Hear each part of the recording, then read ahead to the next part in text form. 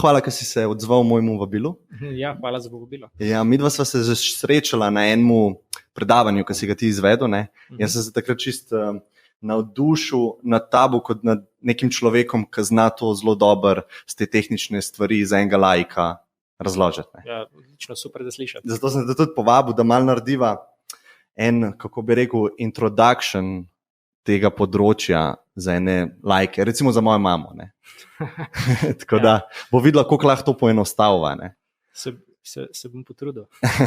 Tako da, zdaj, jaz, ki sem začel pred leti čisto laično raziskovati malo to področje, sem bil ful neprestrašen, ampak kar stvar me je tako presenetila iz tega vidika implikacij, ki bo imela ta tehnologija za naše življenje. Se pravi, predvsem spremembe.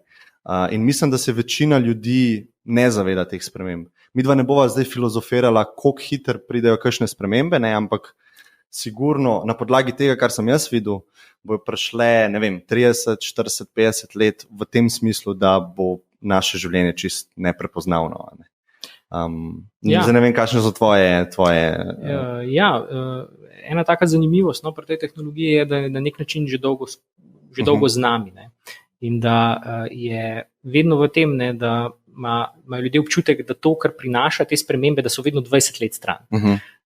In potem, ko dejansko nekatere od teh sprememb pridejo, jih tako hitro ponotranimo, se jih navadimo in se nam zdi, da to ni več nič posebnega. Samo mislim, da vseeno smo zdaj v enem takem trenutku, ko če pogledamo, kaj se dogaja na področju, tako rečem, da malo pogledamo pod pokrov motorja ali pa mogoče izven teh najbolj mainstream objav pa poročanj, vseeno lahko začutimo, da se zelo zanimive stvari obetajo. A zdaj gre za res? Ka zadnjih 50 let, tako kot si rekel, 20 let stran je neka taka human level intelligence, se je skozi napodoval, pa zamikal, zdaj pa smo kao Zdaj gre za res, zdaj smo v tem obdobju. Ja, zdaj gre precej za res, po mojem. Tudi nekaj treba upoštevati. O umetni inteligenci se že zelo dolgo govori, ampak toliko ljudi, ki danes dela na tem področju, izredno intenzivno, izredno aktivno in takšni viri financiranja, ki se v to vlagajo, so popolnoma neprimerljivi s tem, kar se je na tem področju kadarkoli prej v zgodovini delalo. In zdaj, če na 10,000 in 10,000 ljudi na svetu nekaj razvija, malo verjetno je, da se iz tega na koncu ne bi zelo zanimive stvari izcimljene. Zdaj samo še eno vprašanje, preden začneva. Čez koliko časa misliš, da bo tale podcast zastarel? Z tole, kar se mi dva danes pogovarjava. Ja, mislim, pri teh zadevah je tako, da ta prava resnica je pravzaprav ta, da je verjetno že. Sprav, ko bo objavljen.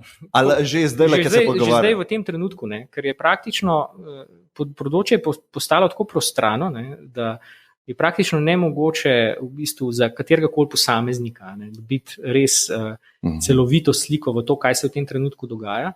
Tako da najboljše, kar lahko poskusimo, je, da pridemo k kakšnemu približku, ali pa da poskušamo v uri ali pa dveh pogovora ljudem povedati kakšne zanimive stvari, za katere mogoče niso prej slišali ali pa vedeli.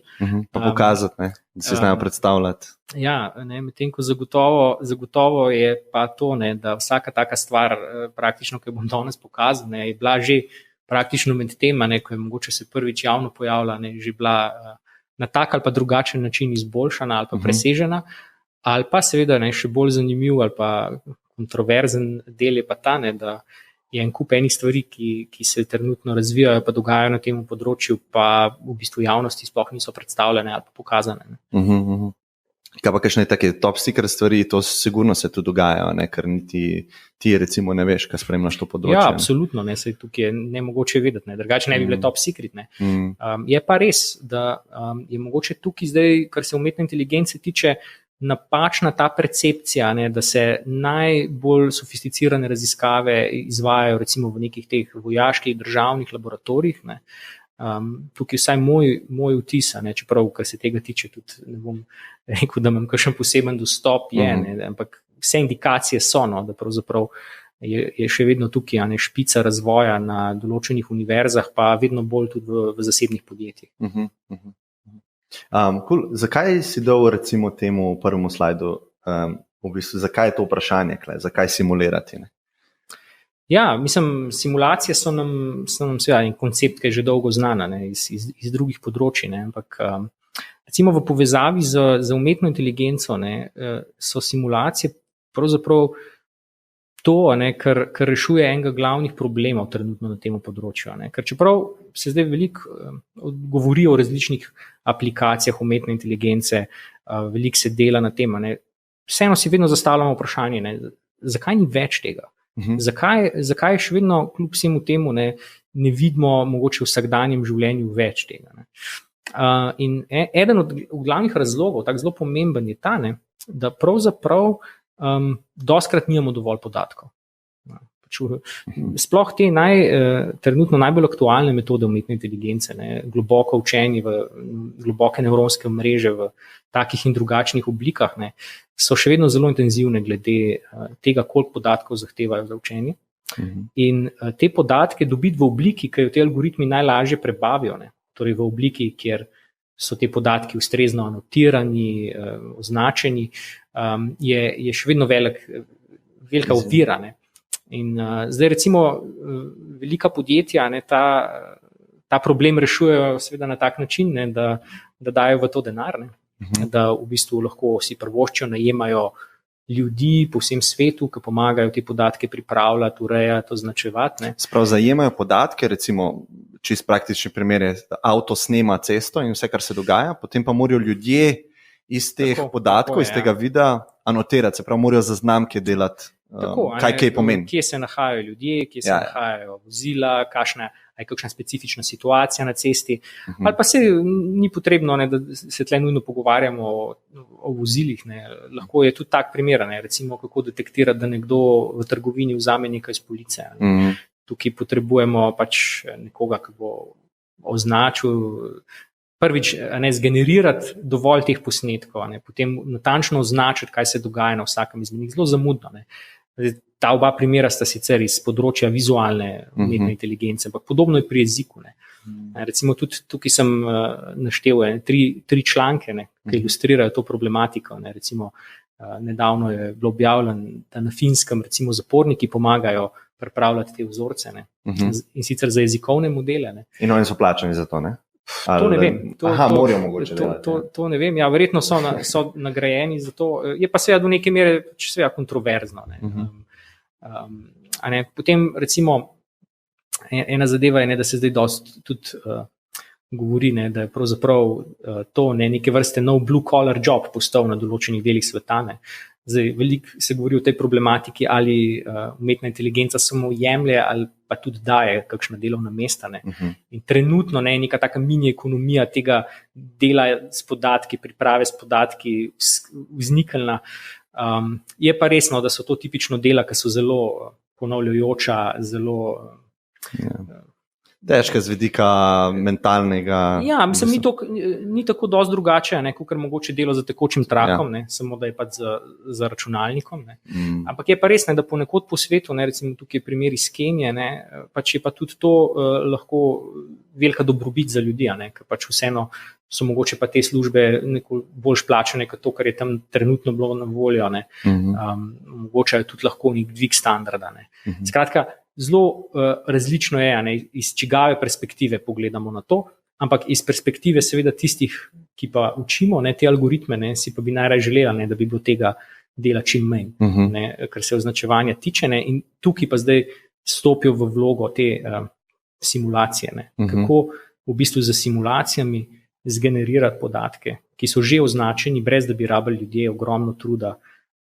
Vnaprej so označeni in potem se požene ta simulacija. Ja, torej ideja je, ne, da mi recimo neke objekte, ki jih želimo detektirati ali pa mogoče akcije oseb, ne, da jih v bistvu najprej postavimo v simulacijskem okolju. Ne. In zdaj, ker je to simulacijsko okolje popolnoma pod našim nadzorom, ne, lahko zgeneriramo ogromno množico teh vzorcev, ne, lahko tudi prilagodimo, delamo vse mogoče prilagoditve recimo pogledov, zato da dobimo ustrezno količino raznolikosti in potem na teh podatkih, ne, učimo nevronske mreže prepoznavati določene stvari. To je en način učenja Sej tukaj recimo imamo v bistvu par različnih načinov teh simulacij. No, zdaj tle bi se izpostavil, da tukaj govorim v konkretnem primeru o teh, ki so vizualni, torej iz področja strojnega vida. Recimo tukaj le zgori levo vidimo tale realistično, klasično simuliranje, ki je v bistvu najtežje, ker recimo zahteva od nas, da naredimo simulacijsko okolje čim bolj podobno dejanski realnosti.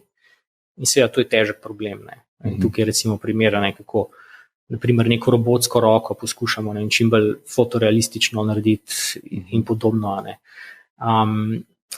So pa druge možnosti, ki so mogoče bolj primerne pa bolj zanimive. Recimo en del je, a lahko neko simulacijo, ki ni realistična, zdaj s temi novimi algoritmi naredimo, da bo videti bolj realistična in to naredimo samodejno. Recimo, tukaj bom dal en primer tega. Leva je obdelana? Ja, bomo si pogledali na videoposnetku. Gre se za to, da imamo recimo en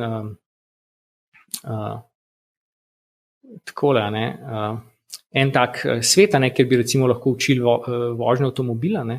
In zdaj te prehodi, ki se dogajajo, recimo zdaj na desni je dejanska simulacija. Je igrca, v bistvu GTA igrca. Na levi, to, kar ste zdaj videli.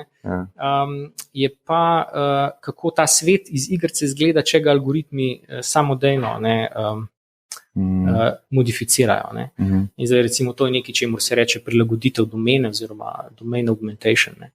Ampak je pa tale naslednji primer, je pa zanimiv, ker pa v bistvu na nek način čist opravi z tem realizmom, ampak tako reče, če mi naredimo to naše okolje za učenje dovolj raznoliko, če dodamo toliko različnih nekih možnosti pa nijans, če učimo računalnik na toliko enih čudnih primerih, pa se on vsem pol nekaj nauči, potem je realnost za njega samo še eden od teh čudnih primerov in bo tudi to realnost znal z njo upraviti. Se pravi, še bolj smo otežili mu, ker smo mu dali nerealistične primere. Se pravi, če vse uspešno opravi, potem je predpostavka, da bo tudi tisto realistično stvar. Pač ta realistični videz, če je bil on naučen robustno na toliko različnih možnih izgledih, recimo prostora, predmetov, bo tudi to, kar bo videl v realnosti, samo še ena od mnogih variacij, ki se jih je načeloma naučil robustno z njimi delati. Tako da v bistvu, kar se bo zdaj na račun tega zgodilo, je, da bo bistveno manjši poudarek na tem ročnemu zbiranju podatkov in dejansko vedno večji poudarek na vsej tej računski moči, ki bo dejansko do neke mere lahko nadomestila to, kar se je zdaj delal ročno. Spravo hitreje lahko učenje.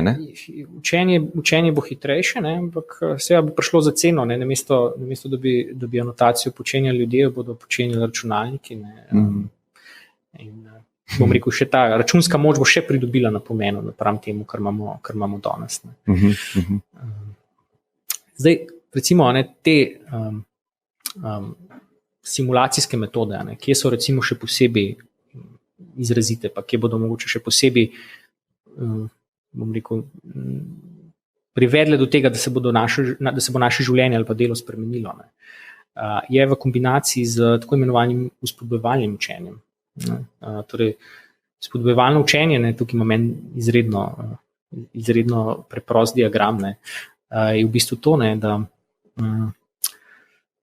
se računalnik uči na tak način, če je to zdaj recimo nek agent, da je v konstantni interakciji z nekim okoljem, v katerem se uči. Zdaj to okolje mu pa za vsako njegovo akcijo vrača nazaj v bistvu informacijo o tem, kaj se je zdaj z njim zgodilo, ko je naredil to akcijo, pa kakšna je bila nagrada ali pa kazen, ki jo je dobil za to akcijo. In zdaj to spodbujevalno učenje se izkaže, da je lahko izredno uporabno v robotiki. ima pa seveda to veliko pomanjkljivost, da zahteva izredno velike vzorce. Ne. In recimo še ne tako dolgo nazaj so recimo kakšni raziskovalci ali pa tudi podjetja na tem področju ta problem reševali tako, da so imeli dobesedno farmo robotov, ki so naprimer pobirali neke izdelke in so na tak način generirali vzorce, ki so bili potrebni za učenje. Prav fizično, fizično torej, so roboti obstajali. Fizično so bili postavljeni roboti in so potem 100,000, 500,000 teh pobiranj naredili, zato da je vse skupaj šlo hitreje, ni bil samo eden, ampak jih je bilo veliko. Te slike so zaokrožile okoli. Je pa res, da je to zelo neučinkovit način, poleg tega pa tudi drag. Zdaj, financirati neko farmo robotov, zato se bo robot naučil pobirati, ni najbolj učinkovito. In recimo to je eno področje, kjer bo to učenje v simulaciji naredilo, mislim, že dela v bistvu preboje. Ker kaj je v bistvu tukaj en cilj? Cilj je razviti robote, ki bodo tako prilagodljivi, da bodo lahko delali skupaj z nami, ki se bodo morda tudi učili od nas s pomočjo neke imitacije, torej, da ne bo to programiranje robota izgledalo tako, kot je izgledalo včasih, ampak ko v bistvu bolj naravno. Ko mora biti robot v bistvu ujet v kletki, pa je vsak njegov gib predviden, determiniran pač do skrajnosti, ampak bolj na tak način, kot delamo ljudje. Torej, v smislu lahko bo robot gledal človeka, kako nekaj naredi in se potem ga naučil posnemati. Tako da s tem napredkom se bo izredno spremenila proizvodnja, ampak tudi več kot to. Pričakovati je, da bodo ti roboti končno začeli v bistvu tudi v naša zasebna življenja bolj pronicati. Je pa pri tem spodbujevalnem učenju nekaj tudi taka dost aktualna tema, tudi sicer izven robotike, je pa na račun tega, da so s temi metodami uspeli kar nekaj odmevnih dosežkov, predvsem z področja igranja raznolikih iger doseči. Recimo, v osnovi je bil to način za AlphaGo, ki je človeka uspel premagati v goju bistveno hitreje, kot se je to sprva napovedovalo, da bo možno. Pa tudi recimo te zadnji dosežki na področju igranja strateških iger so narejena z spodbujevalnim učenjem. Seveda to, da so računalniki tukaj naredili tak uspeh v igranju iger, ki so po skoraj sami definiciji, jih je možno enostavno simulirati, je v bistvu povezan s tem. Kakšna je razlika med tem, ker na Netflixu je ta dokumentarc AlphaGo, ne vem, če si ga gledal? Ne, nisem. Ful priporočam, ker v bistvu celo to zgodbo opiše, kako je premagal tega Kitajca, ki je najboljši na svetu v tej igri Go, ki je stara kitajska igra. Kaj je razlika med tem, ki je Kasparova premagal IBM-ov računalnik? Ja, Deep Blue je leta 1997 premagal tega svetovnega prvaka v šahu. Kaj je razlika med tem programom pa Alfa programom, ki je pa premagal tega najboljšega v Goju, če slučajno veš? Ja, mislim, pač v osnovi prva pomembna razlika je sama možnost kombinacije, torej možnih scenarijev, ki se lahko odigrajo v šahu ali pa v Goju. V tem oziru je Go bistveno bolj kompleksnejši oziroma obsežnejši, ampak bolj pomembna razlika je pa v tem, kako je v bistvu računalnik igral to igro. Recimo pri tej zgodnejši varianti z Deep Bluejem je bil večji poudarek na tem simuliranju vseh možnih izidov in potem evaluiranju igre skozi to simulacijo. Prav nek brute force z procesorsko močjo predvideti vse možne kombinacije in zbrati najboljšo. Na nek način. Okay. Medtem ko tukaj je pa bil že bolj prisoten ta, mogoče ni najbolj za to poklican izraz, tak intuitivni pristop, ker računalnik v bistvu sicer še vedno dela nekaj tega preigravanja scenarijev, ampak pač se na podlagi tega, da vidi postavitev, lahko evaluira, koliko je zdaj ta postavitev za njega ugodna ali pa ne. In Pa program se je sam naučil igrati Go igrico. Torej različne verzije tega AlphaGoja so se tudi učile na različne načine. Recimo na začetku, te prve verzije so se dejansko učile tudi iz tega, da so gledale pač posnete igre Goja, ki so jih odigrali ljudje. In je bil to en element učenja, medtem ko kasnejše verzije in tega tudi mogoče sicer ne javno, ampak znotraj, recimo, da temu rečem skupnosti ljudi, ki se ukvarjajo z umetno inteligenco, pa definitivno bolj odmevni, ne, rezultati so pa bili, ko v bistvu je računalnik igral igre sam sabo, ne, zelo dolgo časa, ne, in je v bistvu to potem služilo, ne, kot... Zelo sam sebe je učil. Ja, sam je odigral na milijone iger Goja, ne, in v bistvu ni potreboval videti, kako igrajo ljudje. Ne. Torej, videl je samo pravila. Ne. In tudi te rezultate, ki so bili dobljeni v Goju, ne, so potem tudi posplošili na nekatere druge igre, ne. Med drugim tudi na šah. Ne. In so tudi tam dosegli zelo, zelo dobre rezultate. Ne. Ja. Ampak ja, ne, pač to je v takem simulacijskem okolju, ne, ki ima v bistvu tudi vse to, kar sem omenil, in šah in Go, ne, so igre z popolno informacijo. Ne. Torej, igralec ima v vsakem trenutku vso informacijo, ki jo ima ta drugi igralec. Okviri so ozki tega sveta, v katerem se nekaj dogaja. Ne. Ja, predvsem pa manjka ta element negotovosti. Ne. Torej, recimo, predstavljamo si, da bi en del polja v Goju bil skrit, ne, in potem igralec ne bi vedel, a slučajno drugi igralec tam kaj postavlja. Ne. Recimo, to je pa kontekst teh strateških iger, ki so pa bistveno težji problem na nek način. Ne. Aha, te računalniške igre. Ja, računalniške, ne. Realno časovne, recimo strateške igre, ne. Kjer pa v bistvu imamo lahko omejeno videnje tega, ne, kaj nasprotnik dela. Ne. Aha, ok. In to dodatno zakomplicira. Ja, izredno. Ne. Zdaj tukaj nismo še čistem, ne, da bi rekli, da je to tudi zdaj rešen problem, ne, da nisem daleč, relativno. Ne. So pa že bili v določenih primerih kar odmevni rezultati doseženi. Ne. Tako da ja. V kateri igrci, če imaš? Mislim, da je bil League of Legends. Aha, ja. Ok. Jaz sem slišal za StarCraft, da so igrali. Tudi. Okay.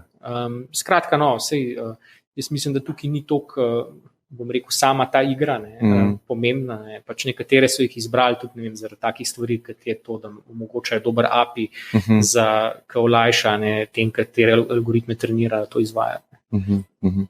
Cool. Spodbojevalno učenje, to je kaj, en način učenja? Ja, to je en način strojnega učenja. Zdaj recimo ta klasičen način, to, kar je mogoče ljudem vsem najbolj blizu, je tako imenovano supervizirano, nadzorovano učenje, kjer v bistvu recimo banalen primer tega je ta, da računalnik vidi, ne vem, slike psov pa mačk, zraven dobi anotacijo, tu gor je pes, tu gor je mačka, in če vidi dovolj takih slik, se lahko mreža nauči razlikovati med enim in drugim. In to je v bistvu tisti način učenja algoritmov, ki je tudi v preteklosti v bistvu te najbolj vidne rezultate dosegal, in se je tudi najpogosteje uporabljal. Zdaj, so pa tudi še drugi načini, ki bi rekel, da pridobivajo na pozornosti, oziroma pomembnosti. Recimo eno je to nenadzorovano, nesupervizirano učenje. Zdaj v preteklosti se je v povezavi s tem so si ljudje predstavljali, da tisti, ki so bili vsaj mečkani v teh zgodbah tudi tehnično, prva asociacija je to razdeljevanje podatkov v gruče, kjer v bistvu pogledamo, kako je en podatek, en element v množici, koliko je podoben drugim, in zdaj, če je dovolj podoben, se na koncu iz teh elementov naredijo neke skupine, glede na podobnost. To je zelo tak, v bistvu, čisto statističen pristop. No, ampak zdaj pa to nesupervizirano učenje dobiva malo drugačne, bom rekel, konotacije ali pa primere uporabe, ki so pa povezani predvsem s tem, da če mi zdaj pogledamo podatke, ki so čisto neanotirani, da vse mi lahko prisilimo algoritem, da se tudi na osnovi teh podatkov nauči neke strukture. Recimo en primer tega bi bil, lahko bi recimo vzeli eno sliko, pa bi en kos te slike odstranili, ali pa bi recimo naredili mrežo 9x9 kosov te slike, potem bi pa teh 9 kosov premešali slučajno in potem bi v bistvu hotel naučiti algoritem, da pove vrstni red, kako se pravilno razvrstijo te kvadratki, da bomo dobili spet to izhodiščno sliko. Ne. In recimo to mi lahko naučimo, ne da bi kdorkoli karkoli anotiral. Ne. Mi lahko vzamemo eno goro slik, ne, jih na tak način razrežemo, ne, in potem računalnik učimo te kvadratke. Sam neke podatke mora imeti, kako zgleda. Absolutno, ampak teh slike so na voljo, lahko jih gremo poiskati na internet, ne, in jih lahko dobimo poljubno mnogo. Ne. Bistven del je tukaj, ne, da računalniku noben človek ne rabi označevati teh podatkov.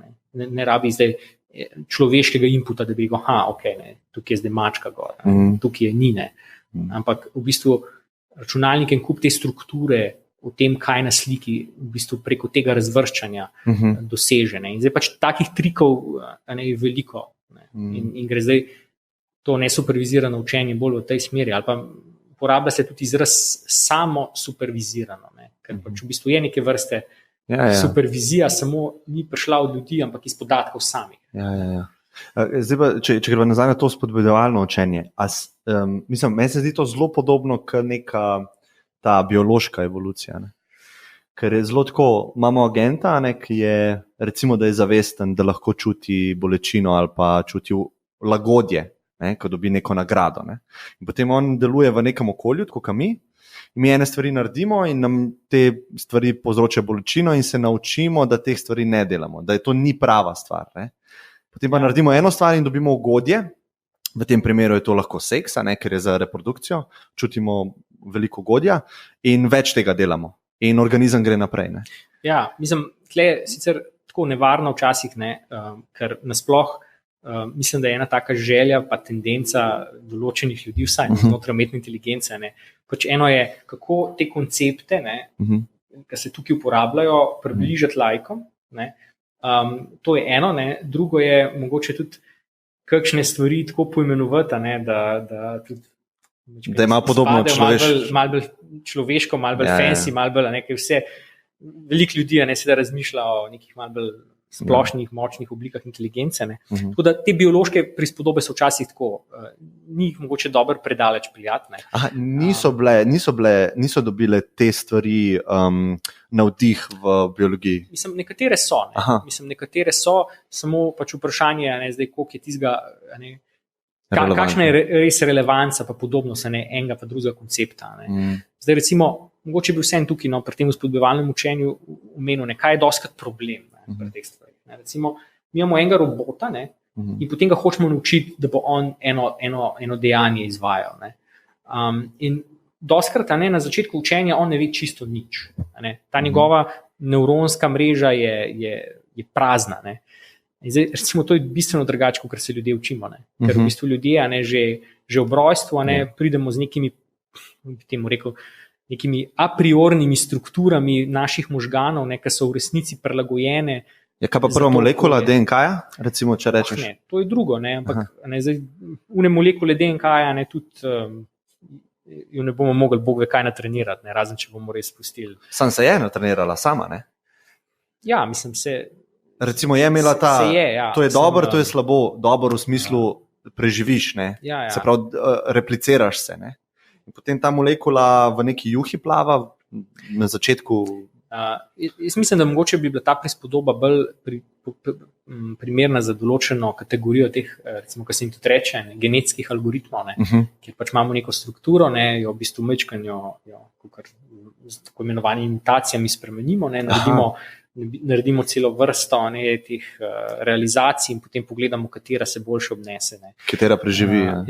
Medtem ko tle je mogoče vsaj bolj, tle ne govorimo zdaj o tolikih iteracijah. Okay. Mislim, to, kar se tiče tega učenja spodbujevalnega. Sem prej rekel, da v bistvu zahteva izredno veliko vzorcev, tipično. Zato so tudi tiste robote tako delale fizično. Nekaj, kar se je zgodilo relativno pred kratkim, konc lanskega leta, so pa se pojavili določeni algoritmi, ki bistveno zmanjšajo to zahtevo po količini teh vzorcev. Ne. Recimo ena taka konkretna metoda je ta soft actor critic. Ne.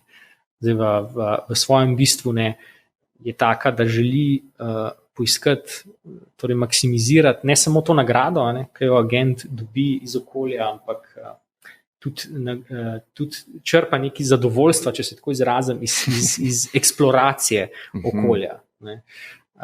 In recimo to, kar se je meni zdel izredno zanimiv rezultat, ne, je pogledati za tega robotka, ne, kako se v bistvu s to metodo nauči hoditi.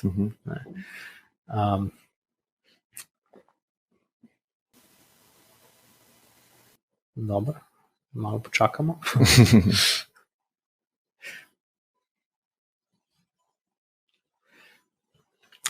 Recimo tukaj vidimo čisto na začetku učenja. Se pravi, ta sistem nima nič inputov razen tega, kako se naučiti. Ja, v bistvu ta sistem sicer dobiva, mislim, iz senzorjev nazaj neke informacije, tudi nagrajenje na to, koliko nagrado dobi v smislu, koliko daleč pride. Ne. In recimo na začetku ne pride praktično nikamor. Ne. Zdaj recimo že tle vidimo, ne, po 18 minutah je že nekaj napredka. Ne. Pač, kar je tlele zanimivo, je, ne, da se dejansko to spodbujevalno učenje dogaja v nekih takih, ne bom rekel ravno v realnem času, ne, ampak v nekih takih dosti kratkih časovnih intervalih. Ne. Torej v bistvu ne rabimo več simulacije, ne, ampak se ta konkreten robot se uči, kako hoditi dejansko iz interakcije, ki jo ima z okoljem. Ne. Ampak če bi to dal v računalniško simulacijo, bi lahko še hitreje. Absolutno. Bi to takoj. Bi se lahko naučil še hitreje. Recimo, tak rezultat, kot je to, je pomemben v tem smislu, da nam mogoče daje eno idejo o tem, kako bi se lahko čez čas v bistvu roboti učili z dejansko interakcijo v realnem okolju. Torej, to, kar sem prej razlagal, če bi hotel se učiti z imitacijo, pač bi mu lahko mi pokazali, kako naj nekaj izvede, ne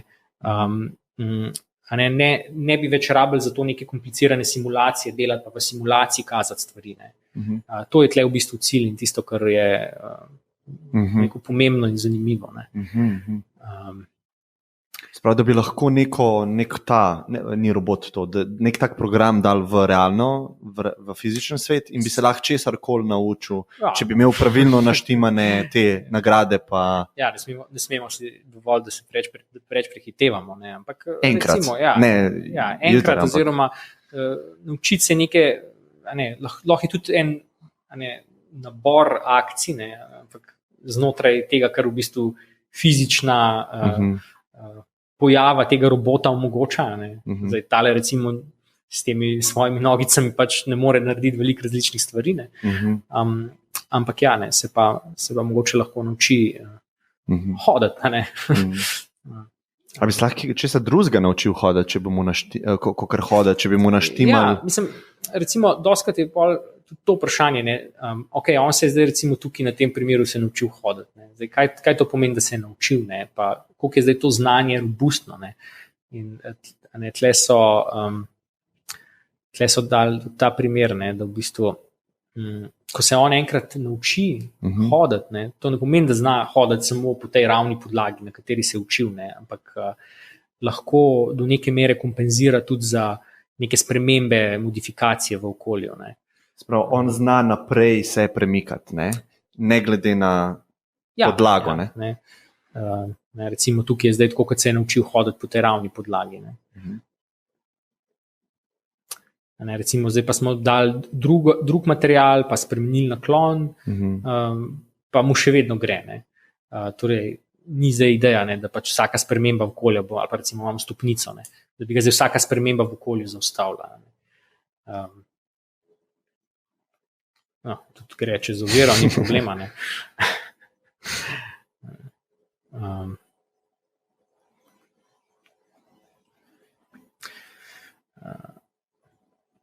Zdaj, ta robot je sicer tako zanimivost, ne zdi se pa zelo uporabno.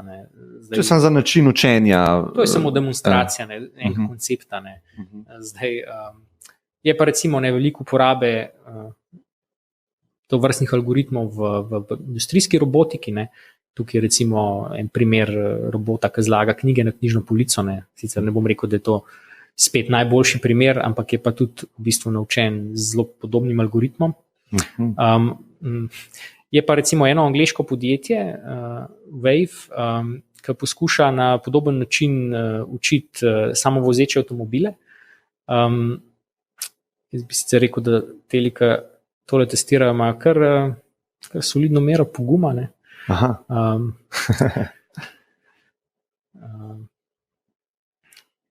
Se pravi, z isto metodo učijo voziti avtomobil, ne? Ja. Tukaj je zdaj en tak, njihova demonstracija, ne, kako učijo algoritem voziti po cesti. Ne.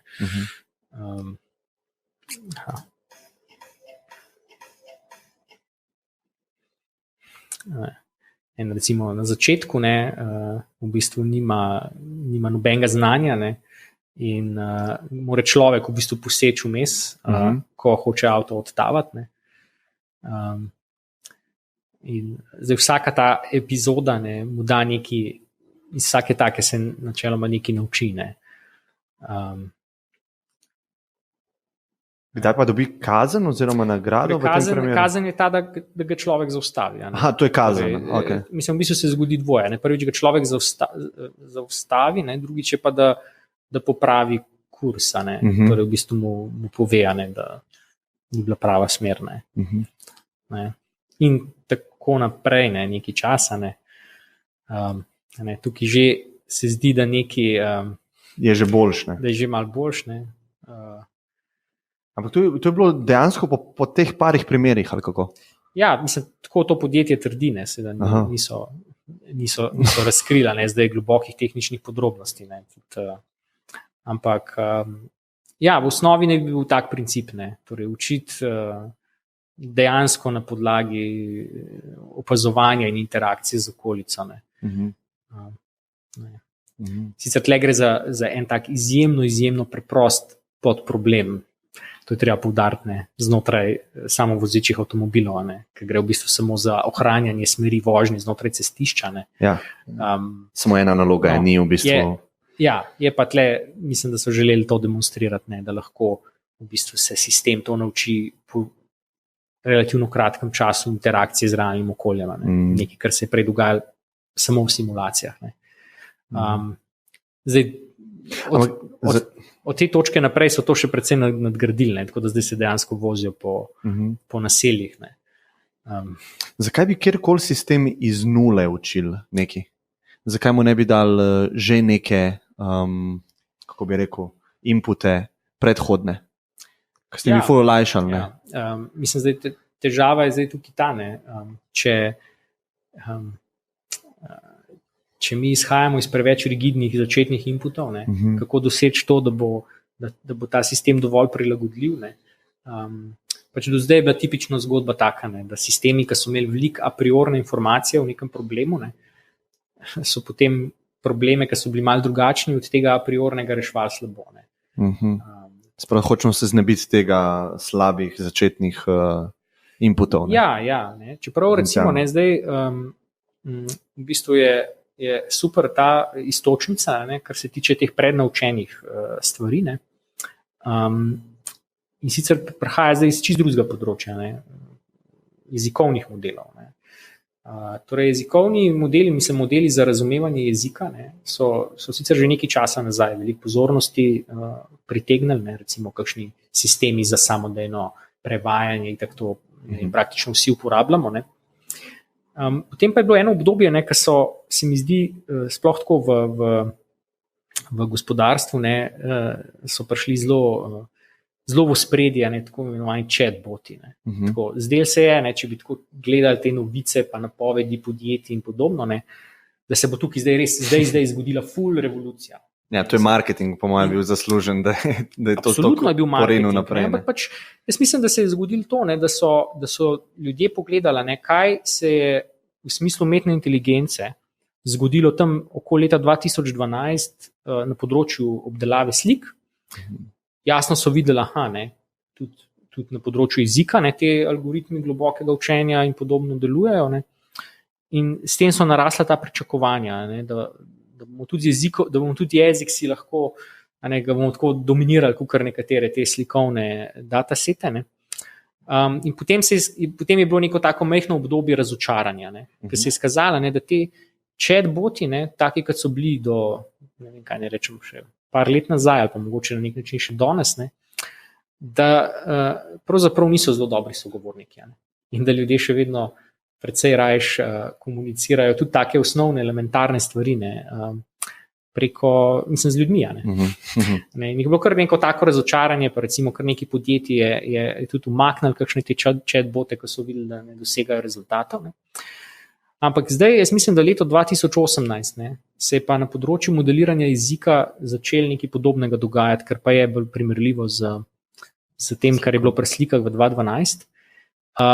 In na nek način so te prednaučeni modeli, torej modeli, ki so se z velike računske moči naučili na enih zelo obsežnih korpusih besedil, tisti, ki so za to zaslužni.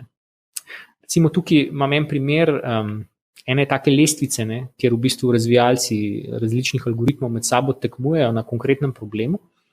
Zdaj ta problem tukaj, mogoče bi povedal, da je to dataset Stanford Question Answering Dataset, SQAD. Gre se pa v bistvu za eno bazo podatkov, ki so v resnici članki iz Wikipedije. In za vsak ta članek so ljudje, v bistvu tisti ljudje, ki sem jih prej na začetku omenjal, kot te, ki anotirajo podatke in podobno, so v bistvu so nabrali, si izmislili vprašanje bralnega razumevanja za vsebino tega članka. In naloga algoritma je, da v bistvu na ta vprašanje bralnega razumevanja z uporabo samega članka odgovarja. More pa tudi, recimo, če se ga vpraša nekaj, za kar ne more v tem članku dejansko dobiti informacije, more tudi znati povedati, da ne more dobiti informacije. Da ni samo neko ugibanje ali kako. Ja. In tle je bil zelo tak zanimiv rezultat, ki ga vidimo, da je bil dosežen 20. marca letos, je, da so te jezikovni modeli dosegli v bistvu boljše rezultate na tem konkretnem datasetu kot ljudje.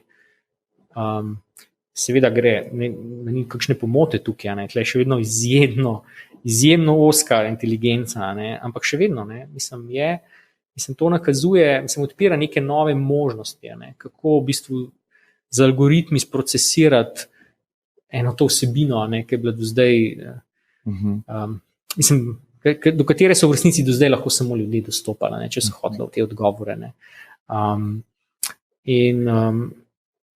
Mislim, te jezikovni modeli so dosegli tudi eno tako solidno stopno kontroverznosti letos, ko je OpenAI, v bistvu ameriško podjetje oziroma fundacija, ki je bila na začetku neprofitna, potem pa so jo pretvorili, mislim, da v delno profitno, kar je sigurno samo po sebi zanimiva odločitev. To je eden izmed ustanoviteljev, investitorjev je Elon Musk. Oni so v bistvu pripravili ta model GPT, izjemno velik model, tle vidimo 1 milijardo 500 milijonov parametrov. Naučili so ga na zelo zanimivem jezikovnem korpusu, in sicer 8 milijonov spletnih strani, ampak izbrali so take, do katerih se je dalo v bistvu dostopati preko povezav na socialnem omrežju Reddit, in sicer take, da mislim, da je bil prag, da so imeli vsaj 3 pozitivne upvote. S tem so si v bistvu zagotovili neke vrste filter, da je ta vsebina, do katere povezava vodi vsem, da ima ljudem nek smisel. V bistvu to je bil način, kako samodejno prečistiti podatke. In so naučili te modele. Zdaj, za razumeti, zakaj so te modeli bili kontroverzni, je v bistvu praktično edini način, da preberem nekaj tega outputa. In sicer ta model je v bistvu bil, naučili so model za generiranje jezika, ki zgleda tako, da na začetku model dobi nek stavek ali pa nek odstavek, ne, in potem je na njem, da ga nadaljuje. Ne. Recimo, zdaj tukaj je en primer, ne, ki je bil sam po sebi tak dost odmeven, pa bom rekel, bralcem zanimiv, ne, je bil ta sledeč. Ne. Bom najprej prebral to, kar je bil v bistvu vhodni podatek. Ne. In a shocking finding, scientists discovered a herd of unicorns living in a remote, previously unexplored valley in the Andes Mountains. Even more surprising to the researchers was the fact that the unicorns spoke perfect English. Sprav, to je bil input, ki ga je dobil. To je bil input, zdaj pa naloga tega sistema, da nadaljuje smiselno. In nadaljuje pač čim bolj smiselno. Ne? In recimo, če preberem en del, ne bom vsega. Ne? The scientists named the population after their distinctive horn of its unicorn. Those four-horned, silver-white unicorns were previously unknown to science. Now, after almost 2 centuries, the mystery of what sparked this odd phenomenon is finally solved. Dr. Jorge Perez, an evolutionary biologist from the University of La Paz, and several companions were exploring the Andes Mountains when they found a small valley with no other animals or humans. Perez noticed that the valley had what appeared to be a natural fountain, surrounded by 2 peaks of rock and silver snow. Perez and the others then ventured further into the valley. By the time we reached the top of one peak, the water looked blue with some crystals on top, said Perez. Perez and his friends were astonished to see the unicorn herd. These creatures could be seen from the air without having to move too much to see them. They were so close they could touch their horns. Če tukaj zaključim, skratka, kar je tle zanimivo, fascinantno je, da če bi takle tekst prebrali, brez da bi zelo pozorno razmišljala. Tako, kukor mogoče konec koncev dosti teh vsebin na internetu danes ljudje preberejo, ne bi zares opazili, da je nekaj zelo narobe z njima. Da v bistvu, da ga je zgeneriral računalnik. Je smiselen, ne? Kako bi rekel, je smiselen, dokler ne razmišljamo preveč.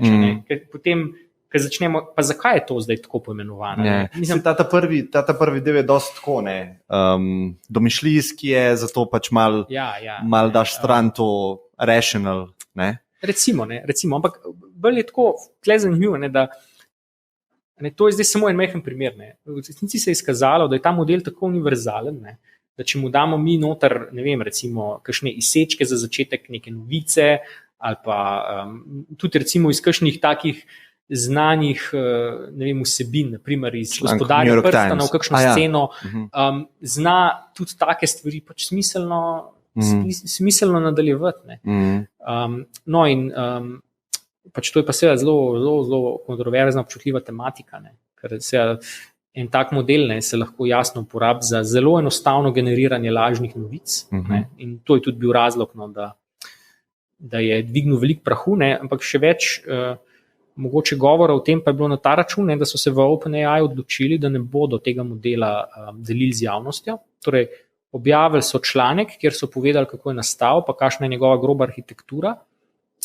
Niso pa delili kode, niso. Mislim, tudi kodo so do neke mere delili, niso pa delili naučenega modela. Namreč izkaže se, da naučiti tak model je kar drago. Torej, ocene so, da je bilo potrebnih nekje 40 do 50 tisoč evrov računskih resursov, zato da se ta model to nauči iz unega korpusa, ki sem ga prej omenil. Seveda je pa to zelo tako kontroverzno, ker zdaj recimo, če si predstavljamo te entitete, ki so po svetu, pa bi želeli generirati lažne novice, za njih 50 tisoč evrov ni nek tak strošek, ki bi rekel, ne moramo si tega privoščiti. Ampak nimajo pa one glavne stvari, ki bi jo potrebovali, da tudi če bi to plačali. Dejansko je to je open source ta cela stvar? Ja. Tako da zaradi tega je bilo dost mnenj takih in drugačnih na to temo. Zdaj, kako, a so ravnali prav, ko so to na tak način izvedli. Zdaj, seveda, po eni strani, taki algoritmi, kot je to, generiranje teksta, kukor imajo veliko nekih potencialnih benefitov, imajo seveda tudi možnost uporabe v negativne namene. Ne. Zdaj se postavlja vprašanje, kdo ima do tega dostop. Ne. Namreč, če se želimo boriti proti recimo lažjim novicam, ne, zgeneriranimi z tovrstnimi modeli, ne, potem moramo v bistvu druge algoritme naučiti, kako taka besedila zaznavati. Ne. In to je dobro, da čim več ljudi po svetu dela na tem problemu, ne, zato da lahko gradimo neke zaščitne sloje pred tistimi, ki želijo to zlorabljati. Ne. Ja. Seveda, če se ta dostop omeji, lahko hitro zaidemo v točko, ko imamo neke izolirane inštitucije, ki imajo dovolj resursov, da pač to razvijajo ali pa dostopajo do tega, ne pa kontra. Ker medtem ko tisti, ki želijo to zlorabiti, pač za njih to ni taka nepremostljiva bariera. Tudi recimo se je pojavil malo zatem, zdaj zelo pred kratkim, je en posameznik reproduciral ta model. Zdaj, kot posameznik je v bistvu študent, ampak zanimivo je, kako je prišel do teh resursov. Menda na tak način, da je enem od teh softverskih oziroma pač tehnoloških podjetij je težil za resurse, ker je pač rekel, da rabi za take in take raziskave, če mu lahko še malo dajo, in je toliko časa vztrajal, dokler mu niso vklopili za pač tistih 50,000 ali koliko evrov vredne. Koliko časa se pa more to učiti, koliko časa to traja, recimo z neko tako opremo, ki je... Zelo je različno od tega, koliko imamo paralelizacije na voljo. Kaj to pomeni? Koliko računskih virov hkrati lahko uporabljamo za to. Tako da težko reče. Ne vem, recimo tedne. Če bi feedali v ta sistem, recimo zdaj so oni 1,5 milijarde spletnih strani. 8 milijonov spletnih strani. 8 milijonov spletnih, parametrov je bilo. Parametrov. Tle je zdaj tako. Seveda zdaj vsi na nek način razmišljajo, kaj je zdaj naslednji korak. In pač načeloma naslednji korak je model z več parametri. Ja, seveda. Bi lahko dali vso zapisano znanje človeštva v ta model? Se pravi, vse knjige, vse spletne strani, vse. Mu damo, da pač tle smo v resnici omejeni z računskim močjo. Če bi nekdo zdaj bil pripravljen dati 1 milijon evrov vrednosti računskih resursov v to, je zelo verjetno, da bi dobil dosti boljši model kot tak, ki je bil zaenkrat. Ker Google ne deluje tako. Google deluje na način, da v bistvu se relevantne strani pokažejo, naučene so strani nas. Spravi, jaz vtipkam noter, ne vem, vreme in potem gleda za moje področje ali pa za moj profil, kera spletna stran je najbolj relevantna za ta ključni trg. In potem da gor. Če bi pa AI razumel vprašanje oziroma key term, bi on v bistvu po vsem knowledgeu, ki ga ima človeštvo, poiskal odgovor. Ja, to je spet drug način. Mislim, tukaj v resnici recimo tak model, kot je tale GPT-2, v bistvu to je en tak čist prvi sloj teh jezikovnih modelov, ker v bistvu tle mu damo, mi ga učimo tako, da mu rečemo, naj ti napovej, kaj bo naslednja beseda v tem stavku. In on pač pogleda ogromen korpus in se iz tega nauči v bistvu te vzorce, ki pripeljejo. Ki so najpogostejši. Gleda različno nazaj v preteklost. Lahko tudi gleda, ne vem zdaj na pametno, ampak odstavke nazaj lahko. Tako da dobimo lahko nekaj, kar generira dosti realističen tekst. Ampak to je samo, ta jezikovni model je samo en gradnik. Potem pa mi lahko ta model prilagajamo različnim nalogam v smislu jezikovnega procesiranja. Recimo, tisto, kar sem prej omenjal, da se da take stvari delati, kot je odgovarjanje na vprašanja, se potem lahko iz tega ven izvede. Fora je sam, da koliko ima on, ne knowledge, ampak koliko ima on podatkov v zadnji, pa lahko s tem dela, lahko je kreativen, napiše na novo stvar. Mislim, kreativen. Sej tudi mi na ta način pišemo. Mi posnemamo, mogoče celo nezavedno, kad ti da učiteljica spis za spisati, ti v bistvu nezavedno kopiraš načine pripovedovanja, nisi izumil tega zgodbice. Pa ta lok je tudi isti v zgodbah. Imaš zaplet, imaš nekega heroja, je ful lepo, ne, pol je zaplet, pol je rešitev tega. Jaz tudi mislim, da nič ni kreativno, zares. To, kar se je zgodilo z skoraj vsem, kar smo že do zdaj rešili z umetno inteligenco. Vedno je tako, ne, da ko enkrat eno stvar res rešimo z nekimi algoritmi, ne, potem počasi nehamo to dojemati kot zares inteligenco. Ne. Sej, začneš pri banalnih stvarih, kot je kalkulator. Pač recimo enkrat dolg nazaj, ne, so bili ljudje, ki so bili sposobni v glavi množiti velika števila, ne, se je to smatralo, da je to del njihove inteligence. Ne. Zdaj to noben ne bo, ali pa večina ljudi ne pojmuje to kot znamenje tega. Ne. Recimo, sem videl skozi časa, ne, je pridobivala ta kreativnost, ne, nekdo kreativen. Ne. A je to, da to pomeni, da je inteligenten? Ja, mislim, je... A lahko tukaj rečeva razliko med tem nerov, se pravi osko inteligenco, pa generalno, široko? Delno, ne, mislim, pač bolj je bilo tako, ne, da v bistvu smo bili v smislu umetne inteligence, ne, smo bili navajeni predvsem teh algoritmov, ne, ki v bistvu nekaj detektirajo. Ne. Ali pa recimo, mogoče tudi včasih poiščejo optimum, naprimer, ne, izmed nekega znanega, ne. Zdaj smo pa v bistvu nekako vstopamo v obdobje, ki pa umetna inteligenca generira stvari. Ne. In tle se ustvarja v bistvu, ustvarja, ampak to samo po sebi zdaj odpira vprašanje, kaj je kreativnost. Ne. In jaz mislim, da dosti tega, kar ljudje sicer vidimo pri drugih ljudeh kot kreativnost, ne, je v bistvu obrt. Ne? Nekaj, kar se ti naučiš. Iz vzorcev, ki jih poznaš? Iz vzorcev v svojem okolju. Staraš malo drugačne vzorce. Recimo, vzameš 3 elemente nečesa, ne, pa jih povežeš skupaj, pa iz njih narediš neko novo celoto, ki sicer še ni bila nikoli videna, ampak je pa pač sestavljena iz teh 3. In pač ljudje, ki ne bodo mogoče zelo poznali tistih 3 elementov, iz katerih si to sestavil, bodo to dojeli kot čist neki out of this world. Ja, in ta del, ne, zdaj naslavlja v bistvu tudi umetna inteligenca. Ne. No, mogoče, ne, če se vrnem zdaj na te jezikovne modele, ne, kar se je izkazalo, meni tudi tako fascinantno, ne, recimo glasba. Ne. Glasba je ena taka zadeva, ki jo zelo povezujemo tako z kreativnostjo. Ne. In jaz sem že kar dolgo časa nazaj spremljal, ne, to glasbo, ki so jo v bistvu nevronske mreže zgenerirale. Ne. In res je bilo obupno. No. Mislim, definitivno ne nekaj tacga, ne, kar bi bil človek pripravljen poslušati. Ja, mislim, ne, pač videli se je, ok, proof of concept, ne, so pokazali, da se nekaj da narediti, ampak tako zelo ne za poslušati. Ne. No, in tle je tudi OpenAI, ne, je v bistvu uporabil mrežo, ne, ki je zelo podobna teja, ne, za ta jezikovni model, ki sem ga prej omenil, GPT-2, ne. In so ga naučili na 100,000 nekje, MIDI datotekah, in probali so napovedati naslednjo noto. Ne. Mislim, uspel je kar nekaj te glasbe, bom rekel, potem tudi generirati, ne, ne zveni več toliko slabo. Ne. Recimo, če dam en primer.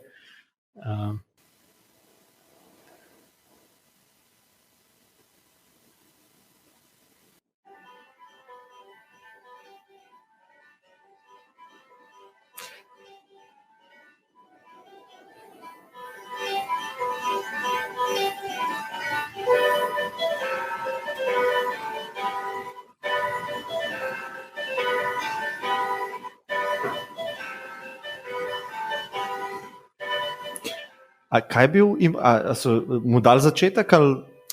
Ja, v bistvu je podobno narejena, kot pri tistem tekstu. Ja, če zdaj tole malo stavim. Ne. Podobno je narejen kot pri tekstu. Torej, on dobi eno začetno zaporedje not, ne, in potem od tam naprej pač nadaljuje. Ne.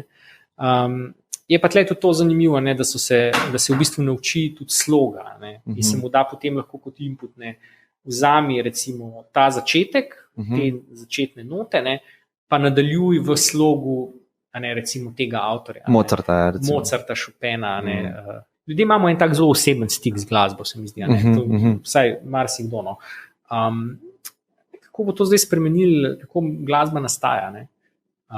Recimo tudi, kaj bi to pomenilo na področju avtorskega prava? Ne?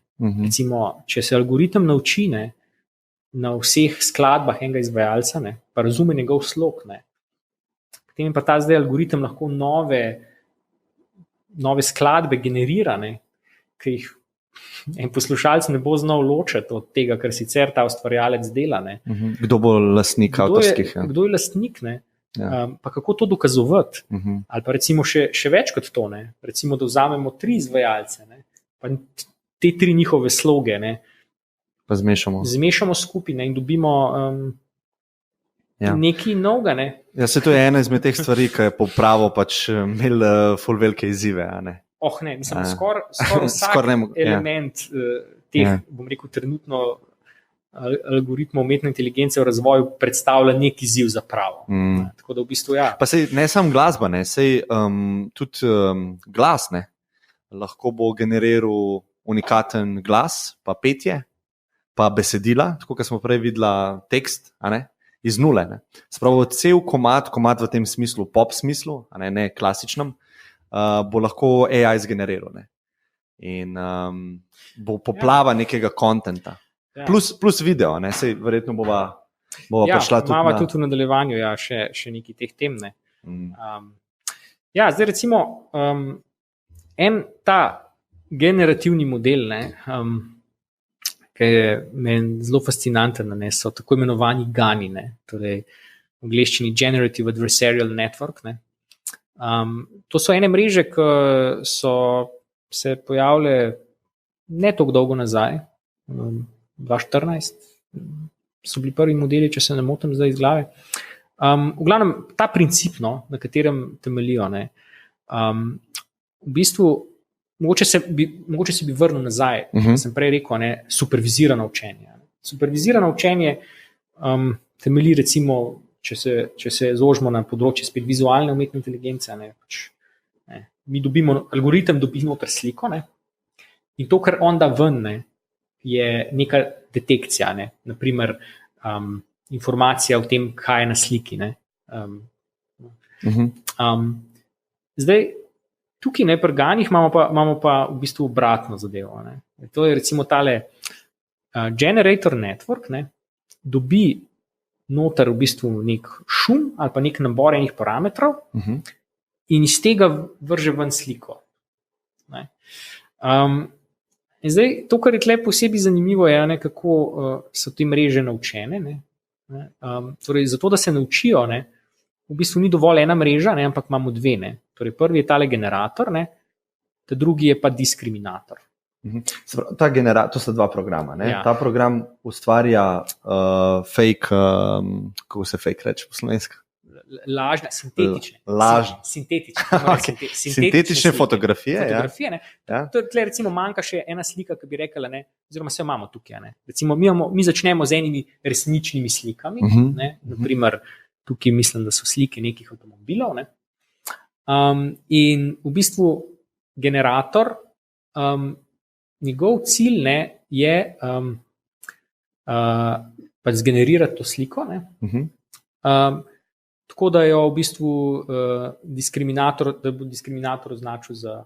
Se pravi, pretentat mora ta drugi program. Ja, generator mora pretentati diskriminator. Ne? Diskriminator je pa tle zato, da ločuje, ne, kaj so te slike, ki jih je poslal ven generator, pa kaj so une, ki so v pravem datasetu. In zdaj, ko ona 2 dolg časa... In tukaj vidimo, nekaj je podobno avtu, ampak je zmazak. Ne? Ja. In zdaj, dokler je to dost podobno zmazku, ne, bo lahko to diskriminator ločval. Ne? In zdaj ideja je, da to učenje, ki ga pustimo laufati en čas, da to skonvergira v neko ravnotežje, ne, in takrat pač v bistvu generator lahko, ne, producira iz tega nabora nekih slučajnih parametrov slike, ki so podobne temu, ne, kar smo videli v unem izhodiščnem naboru podatkov, ne, v tem primeru slik avtomobilov. Ne.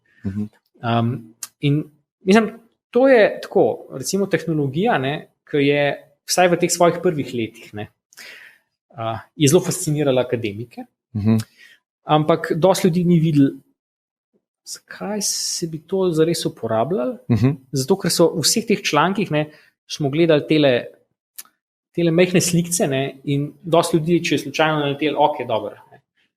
Če neke male slikce so uspeli zgenerirati, vse je fascinantno, ampak kaj pa bi s tem. In recimo, tudi mislim, da je tako lansko leto tle bilo prelomno v tem smislu, kaj ratelj mogoče zdaj z temi gani. Torej, ti gani niso več omejeni samo na sintetiziranje nekih majhnih sličic, Ampak imajo real uporabo. Ampak mislim, so postregali z določenimi kar takimi presenetljivimi rezultati. Se pravi, ta dva programa se oba dva izboljšujeta, ne? Ja, oba dva se izboljšujeta in sta konstantno v nekem ravnovesju. Ja, on hoče njega protentati, on hoče njega dobiti. Mislim, ko je učenje zaključeno, potem načeloma lahko dobimo generator, ki je sposoben, če mu damo noter neke parametre, iz teh parametrov ven sliko generirati. Ful dobro, ne?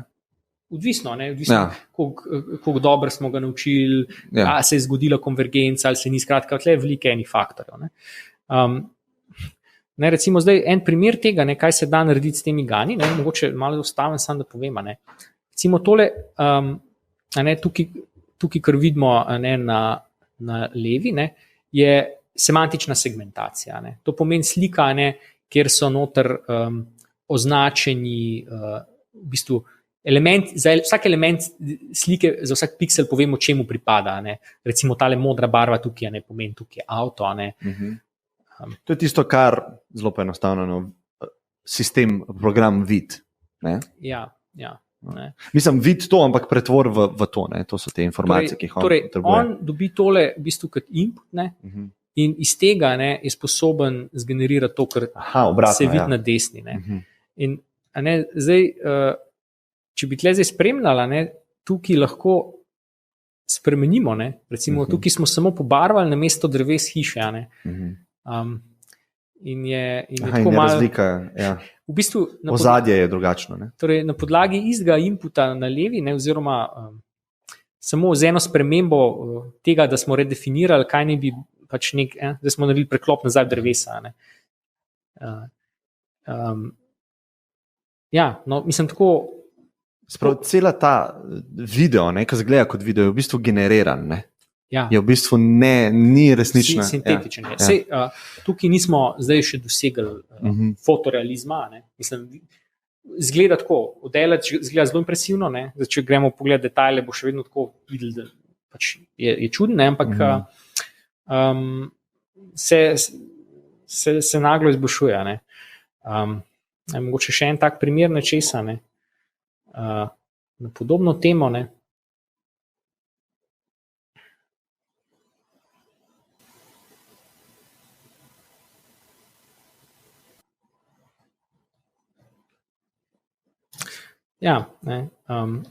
Tukaj pa recimo imamo kot input eno osebo, naprimer, ko pleše.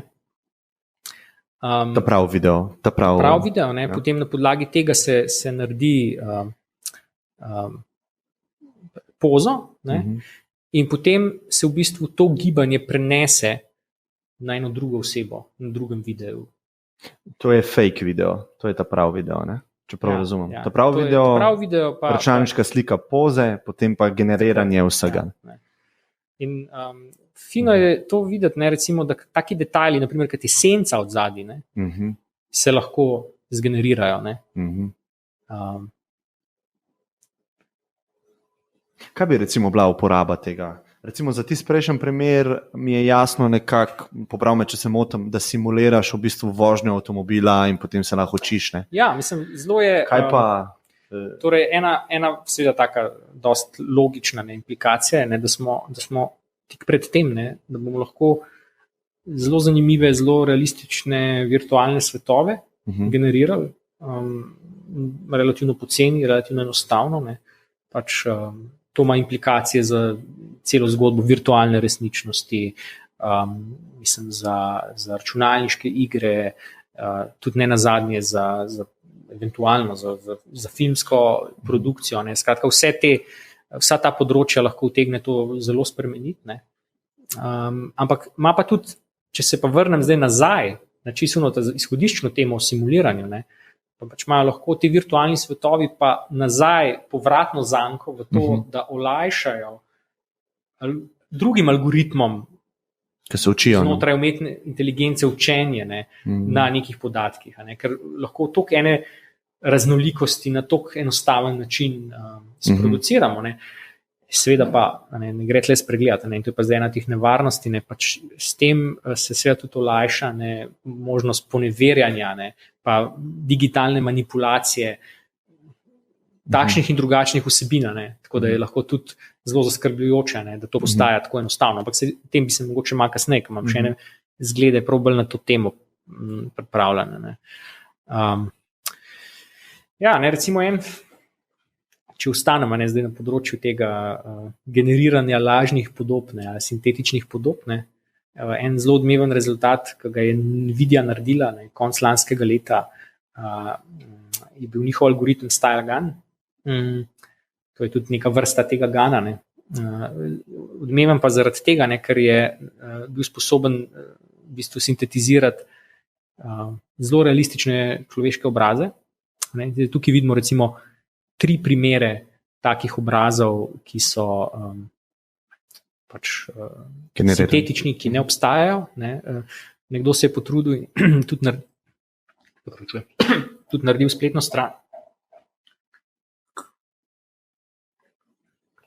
This person does not exist. In zdaj v bistvu vsakeč, ko osvežimo to spletno stran, dobimo neko tako zgenerirano podobo.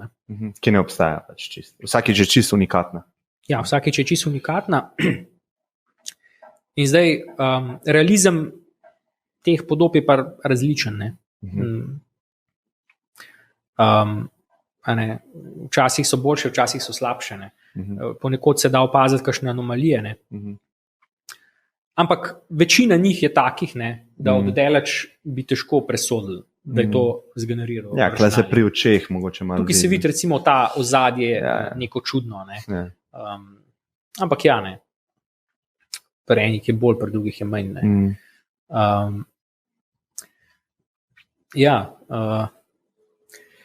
Tako da v bistvu ta StyleGAN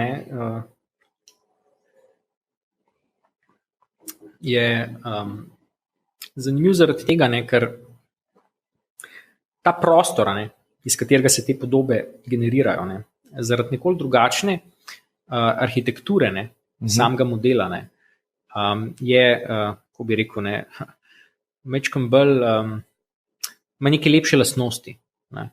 Recimo ena ta je, da če se v tem prostoru majčkeno premaknemo, čisto malo, je tudi ta podoba, ki pride ven, precej blizu tisti podobi, ki smo jo dobili z unimi izhodiščnimi parametri. In recimo to potem omogoča vse sorte stvari generirati. Zdaj osebe sem že pokazal, ampak mogoče, da se vidi, kako izgledajo te prehodi v prostoru, v tem prostoru, ki ga zdaj omenjamo.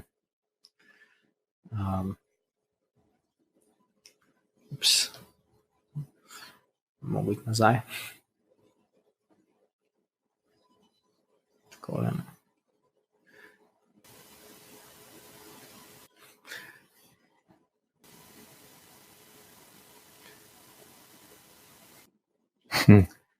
Tak, malo. Se pravi, parametri se spreminjajo in potem se. Recimo take vizualizacije, kot je ta, nastanejo v bistvu, ko mi delamo sprehode po prostoru. Koliko mora imeti pa ta sistem noter nekih parametrov oziroma slik, če v tem primeru rečemo? Zelo velika, ne? Ta konkretno je bil naučen na 100,000 slikah. Aha, pa ne toliko. Ne, to ni neka nepredstavljivo visoka številka. Zdaj, mogoče bi na tem mestu tudi povedal en koncept z področja umetne inteligence, ki je zanimiv, transferno učenje. Transferno učenje je v bistvu to, da mi algoritem naučimo na eni bazi podatkov in dobimo ven te uteži v nevronski mreži. Potem pa vzamemo eno drugo bazo podatkov, mogoče tako, ki ima vsaj nekaj podobnosti, več ali manj, zunaj prejšnjo, in v bistvu te uteži samo prilagodimo tej novi bazi. Tako da recimo tudi tukaj so možni kakšni taki prehodi. Mi recimo nek GAN naučimo na enem datasetu, ki ima na voljo več podatkov, recimo slike obrazov ali pa slike kakšnih drugih stvari, so lahko dost enostavno pridobljive. Potem povzamemo to mrežo, pa gremo na en mal manjši dataset, kjer imamo pa mogoče samo 10,000 realizacij vzorcev, in v bistvu tam samo izvedemo ta fine tuning, prilagoditev parametrov.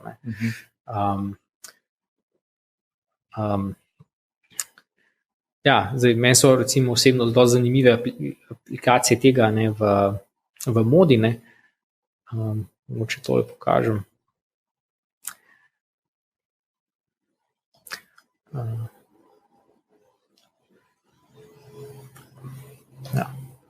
Nimam sreče s klikanjem.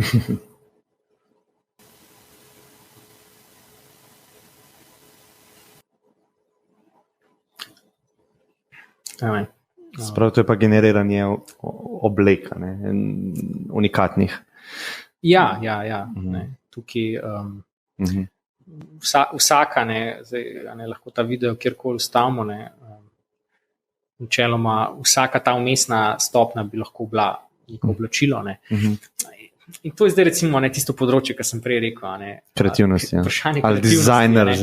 Pač, kakšen del recimo dizajna v modi je zdaj res skrajna kreativnost, pa kakšen del se ga da v resnici do neke mere avtomatizirati zdaj z to vrstnimi algoritmi.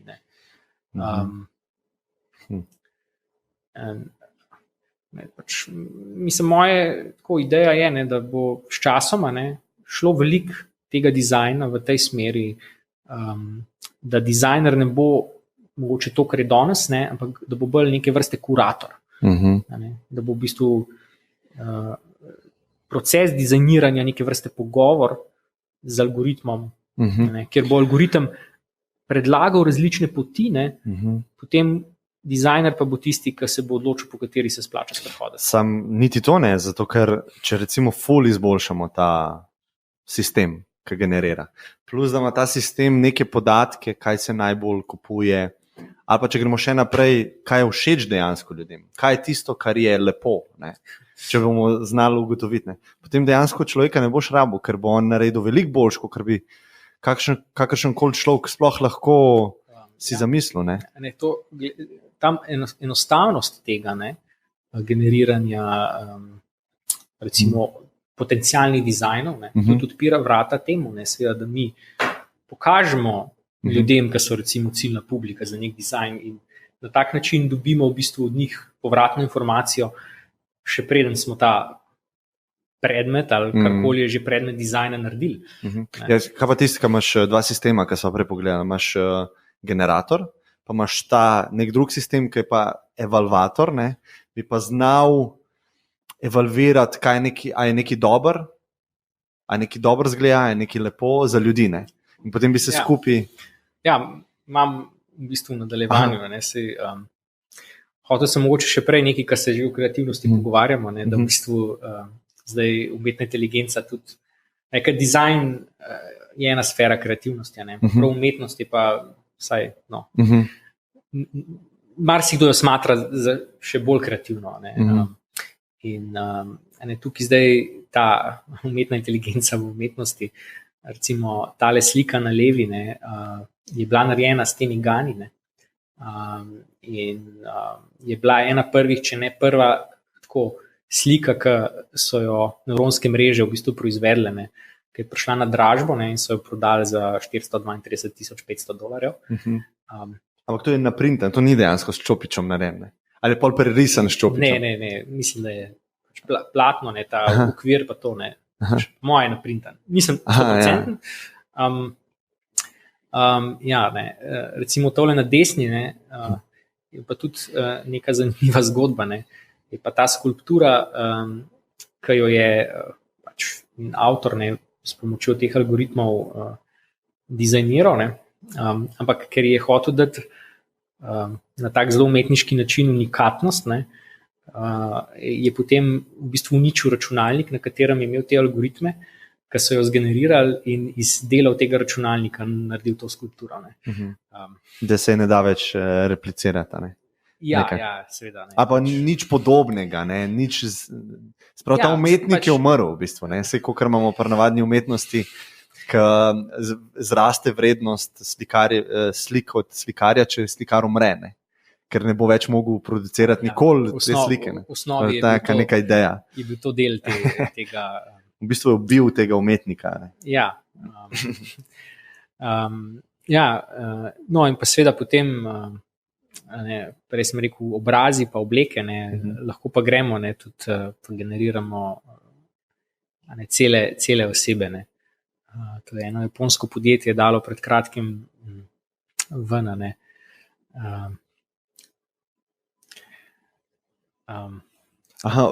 Cela oseba v smislu telo, obrazi in obleke. Tako, vse. Vse, zdaj seveda podatki. Dosti ljudi, ki vidi ta video, prva stvar, ki komentirajo, wow, vse te fake osebe so suhe. Pač naučen. Zaradi podatkov. Algoritem je bil naučen na slikah iz katalogov. Pač, to je vse, kar pozna. To je vse, kar pozna, seveda. Mislim, seveda tudi potem vprašanje, ko mi dobimo ta prostor parametrov, koliko striktno se zadržujemo v tistih delih prostora, ki so najbolj poznani algoritmu, ali pa koliko se kje bolj po meji sprehodimo. No, ampak recimo, to je ena smer tega, da bo v bistvu te digitalne vsebine postali z umetno inteligenco zelo enostavno generirati. In bo sigurno imel velike posledice v oglaševanju, takem in drugačnem. Zelo nižji stroški za delanje različnih variacij, recimo glasov. Dejansko neomejeno imaš nabor. Teoretično bi lahko prišli do te točke, da bi pač vsaki osebi servirali kreativo, ki bi jo prav za njega algoritem zgeneriral. Če bi poznal to osebo, Ja, če bi nekaj vedel v njej, se lahko pa tudi je samo osnovna demografija, ali pa recimo preko piškotka, kaj je ta oseba gledala v neki spletni trgovini. Zdaj pa recimo ta tema, ki sem jo prej napovedal, kar se tiče generiranja lažnih obrazov, ki je v bistvu zelo kontroverzna. Recimo tukaj imam en primer enega tazga algoritma, ki je v bistvu je sposoben ne samo iz zgolj ene slike osebe narediti video.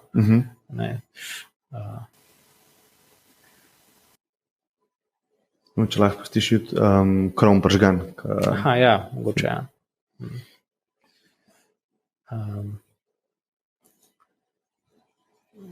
Recimo tle od spodi je tako imenovani driving video. To je v bistvu video, ki ga bomo prenesli potem na sliko neke osebe.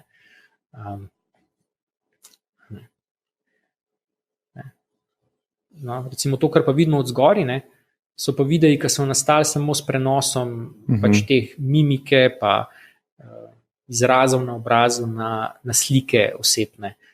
In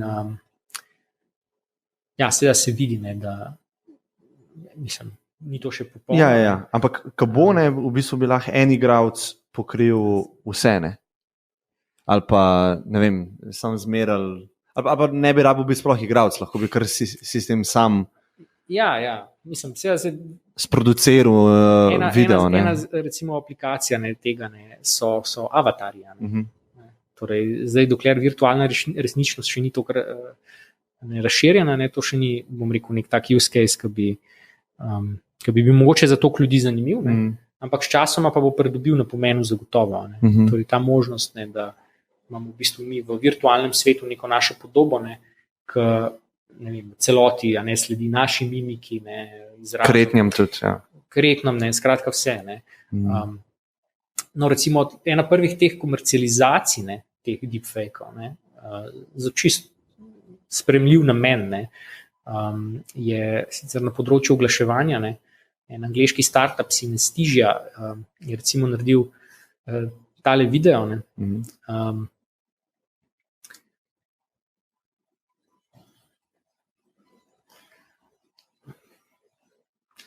Zvok. Ja, Ja, ga moramo klopiti. Ne. Gremo na začetek. Ne.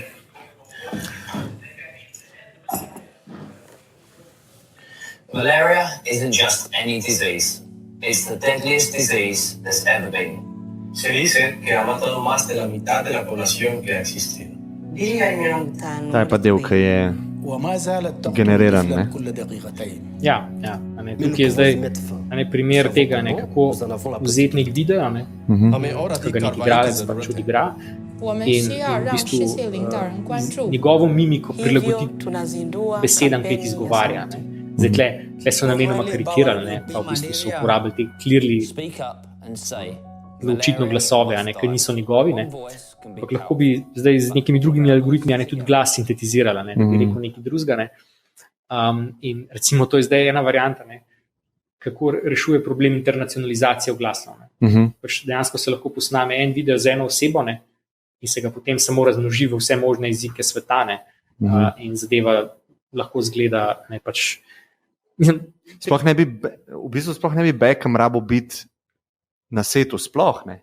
Če imaš ti dost njegovih teh, ne, imaš enega drugega igralca, ki pač dejansko na setu cenej, njemu plačaš sam pravice za faco, ne, in potem zgeneriraš vse. Ali pa ne, seveda ta del je pa tako, ne, zakaj si pa ne bi zgeneriral čist sintetičnega igralca, ne. Ja, pravni pač, čist enega. Po možnosti ga prilagodil nekim parametrom, ne, tako kot so recimo v castingu zaželeni, ne, pa zgenerirali tak video. Ne. No, sem tukaj fora verjetno, da je Beckham. Da je Beckham, ne, sej to je, ne, ta del.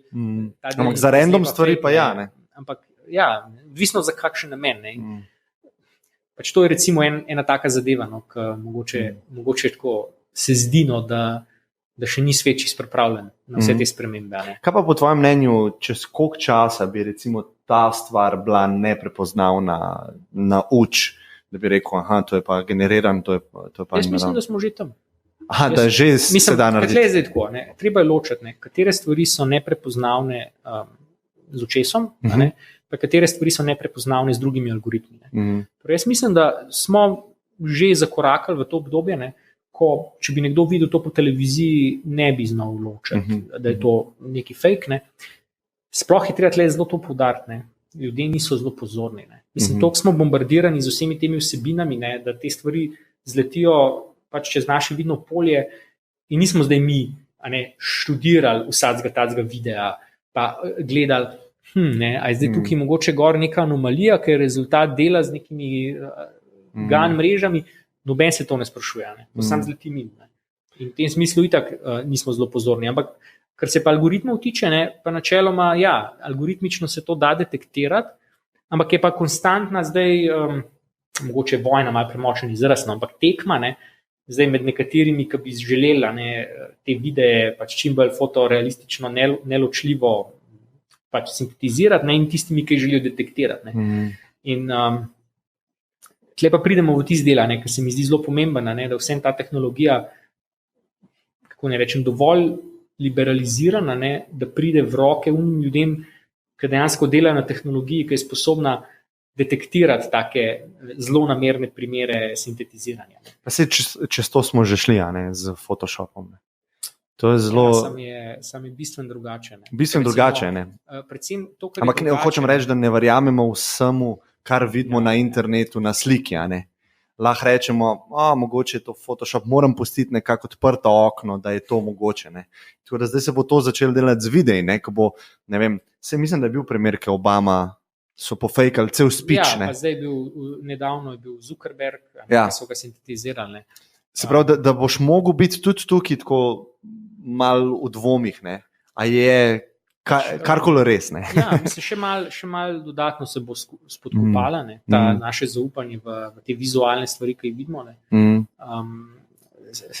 Je pa nekaj tako, no, recimo glede teh deepfakeov, vsaj malo v ožji skupnosti, ne, ljudi, ki se z tem ukvarjajo. Ne, tako, je to kar neka taka tema, no, ki zbuja skrb. Ne. Pa tudi določeni mediji so temu namenili kar nekaj pozornosti. Ne. Konkretnih primerov uporabe, ne, ko bi recimo nekdo to tehnologijo zlorabil za politične namene, ne, je bilo pa v bistvu zaenkrat zelo malo videti. Ne. In zdaj malo je ta hecna utemeljitev, ki so jo nekateri predlagali, ne, v bistvu razlog za to, je, da je ljudi tako enostavno pretentati, da ne rabijo niti tega. Ne rabimo tega. Z naslovi so v bistvu delali, ne, to med zakaj prejšnjimi volitvami v Ameriki, ker so Rusi. Zakaj bi se nekdo trudil, tudi če ima resurse, zato da bi se, ukvarjal z nekimi algoritmi, umetno inteligenco, sintetiziranjem, ne vem česa, Če pa pač lahko neke kampanje z nekimi čisto elementarnimi fake novicami proizvede, pa v bistvu doseže svoje cilje. Ampak mislim, s časoma vsem je dobro, da smo pripravljeni čim boljš na to, ko se bo mogoče vsem to začelo dogajati. Eno področje, zdaj, če se malo dotaknemo tudi kakšnih teh malo še dodatno kontroverznih tem, je recimo prepoznavanje obrazov. Neka taka tehnologija, ki buri duhove, čisto preprosto zaradi tega, kakšen poseg v zasebnost lahko predstavlja. Pa kako enostavno jo je ratalo uporabljati. Recimo, tukaj je en tak algoritem, ArcFace, ki se je tudi nedolgo nazaj pojavil. Mislim, da trenutno še vedno velja za najboljšo odprtokodno rešitev na tem področju. Ker recimo prej smo dostikrat bili omejeni, pa so bile neke te komercialne rešitve, ki so predstavljale pač recimo nek drag strošek implementacije in podobno. Zdaj pa v bistvu postali to dostopno vsakmu.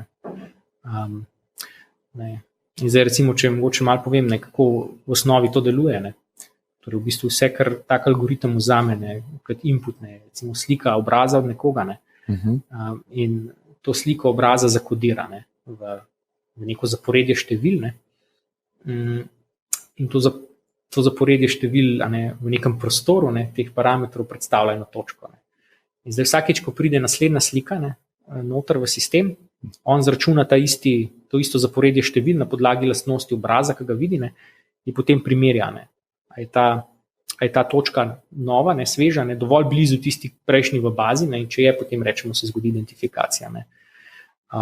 In zdaj to je ena tehnologija, ki treba zelo previdno z njo ravnati, ker pač sicer lahko poenostavi kakšne stvari, mislim, od nakupovanja do kakšnih postopkov, kjer se moramo že danes identificirati, ampak po drugi strani pa omogoča, da nekomu, ki ima bazo teh slik oseb, jih lahko na video posnetkih prosto prepoznava.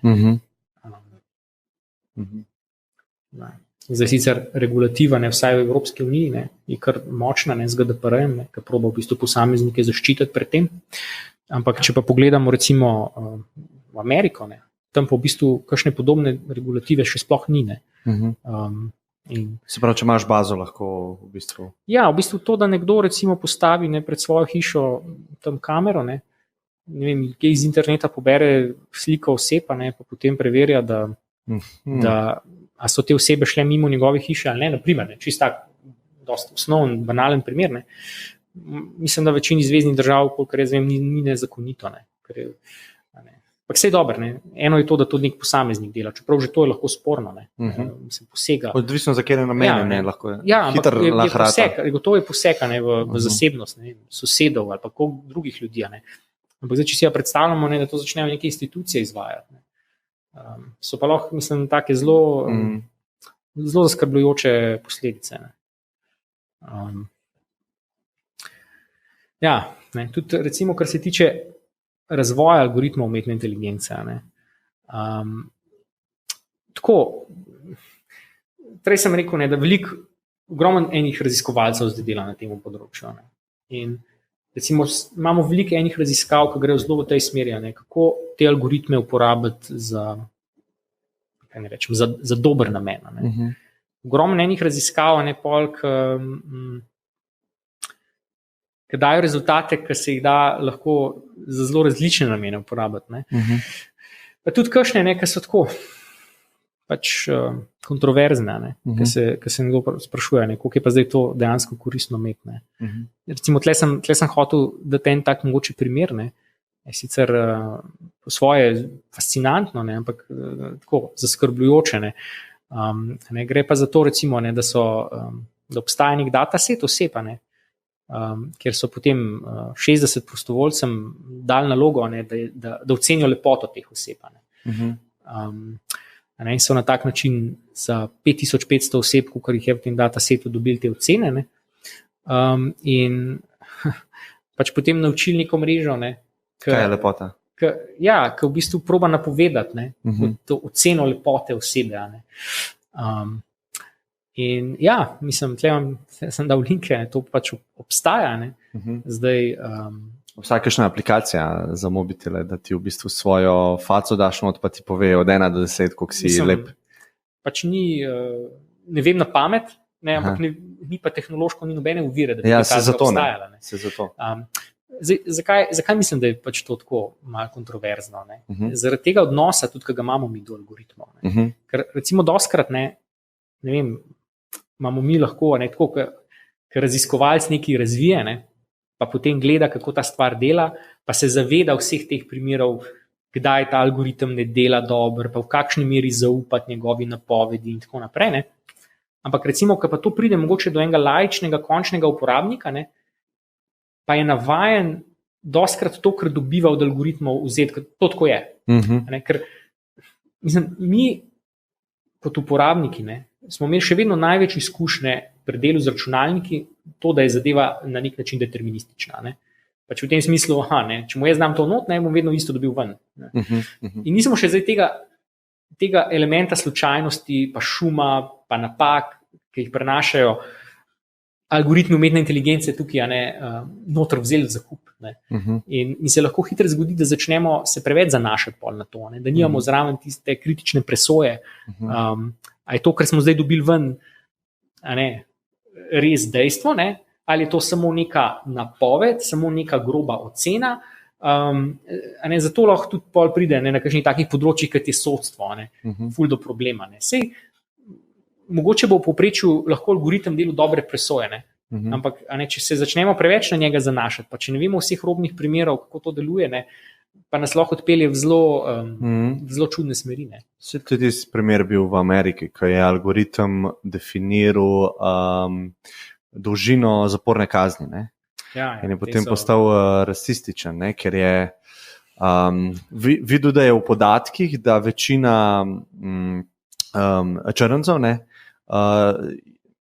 več njih je povratnikov v zapore, kot belcev. In na podlagi tega podatka je on v bistvu večje kazni dajal samo na podlagi barve kože. Se pač le neka taka, kot vsako področje. Klej ni bilo napake, ampak je bila napaka v sistemu, da je v bistvu, problem je sistemski, ta rasizem bil. In on pač tega ni vedel, da obstaja. On je vzel kot objektivno. Ena taka, da ostrapasta šala obstaja znotraj nekega strojnega učenja, umetne inteligence. V smislu, algoritem strojnega učenja pride v bar. Kaj bo pil, kakšno pijačo bo naročil? To, kar pijejo vsi ostali. Pač v tem smislu, če mi opazujemo en sistem, ki ima vgrajen notranji bias, neko krivičnost, karkoli. Bom prevzel to. Če se ne potrudimo prav posebej, da bomo te biase sistematično odkrivali, pa potem jih korigirali, lahko samo to dosežemo, da bomo simulirali bomo družbo. Ampak je pa res tako, da po svoje je pa že to je slabo, če posameznik odloča ful pristranski. Zdaj, če pa to pristransko sistematizirano noter vgradimo algoritem, pa če imajo ljudje odnos do algoritmov v splošnem tak, da jim ful zaupajo, potem smo lahko naredili še veliko večjo škodo s tem, kot pa s tem na začetku, da smo imeli pristranske posameznike. In mislim, to je zdaj recimo eno področje, ki je predmet veliko pozornosti raziskovalcev, pa razvijalcev različnih orodij, kako odkrivati pač te biase, do katerih lahko prehaja pri strojnem učenju in jih pač obvladovati. Mislim, je v bistvu zahteven problem. Ja, sigurno. Tega bi se pol na kratko dotaknil. Malo je povezan z tem, kar sem prej kazal glede lepote. Ampak v bistvu tudi razkriva te naše vgrajene biase. Namreč, tukaj zdaj lahko združimo tisto, kar sem prej rekel, detektor lepote z temi gani, ki so sposobni sintetizirati podobe.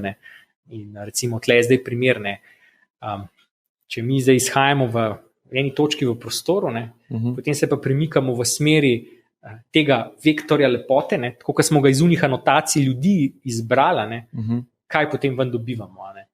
Pač le vidimo, ne, recimo, da ne vem, moškim naprimer, dodala se algoritem, ne, zato ker je pač ta bias noter vgrajen v une ocenjevalce. Ne. Ampak je pa hkrati to tudi primer tega, ne, kako lahko neotipljive stvari, kot je naprimer lahko tudi nekdo lepo zgleda, ne, zdaj numerično kategoriziramo, ne, ker je po moje zanimivo, pa nevarno. Ne.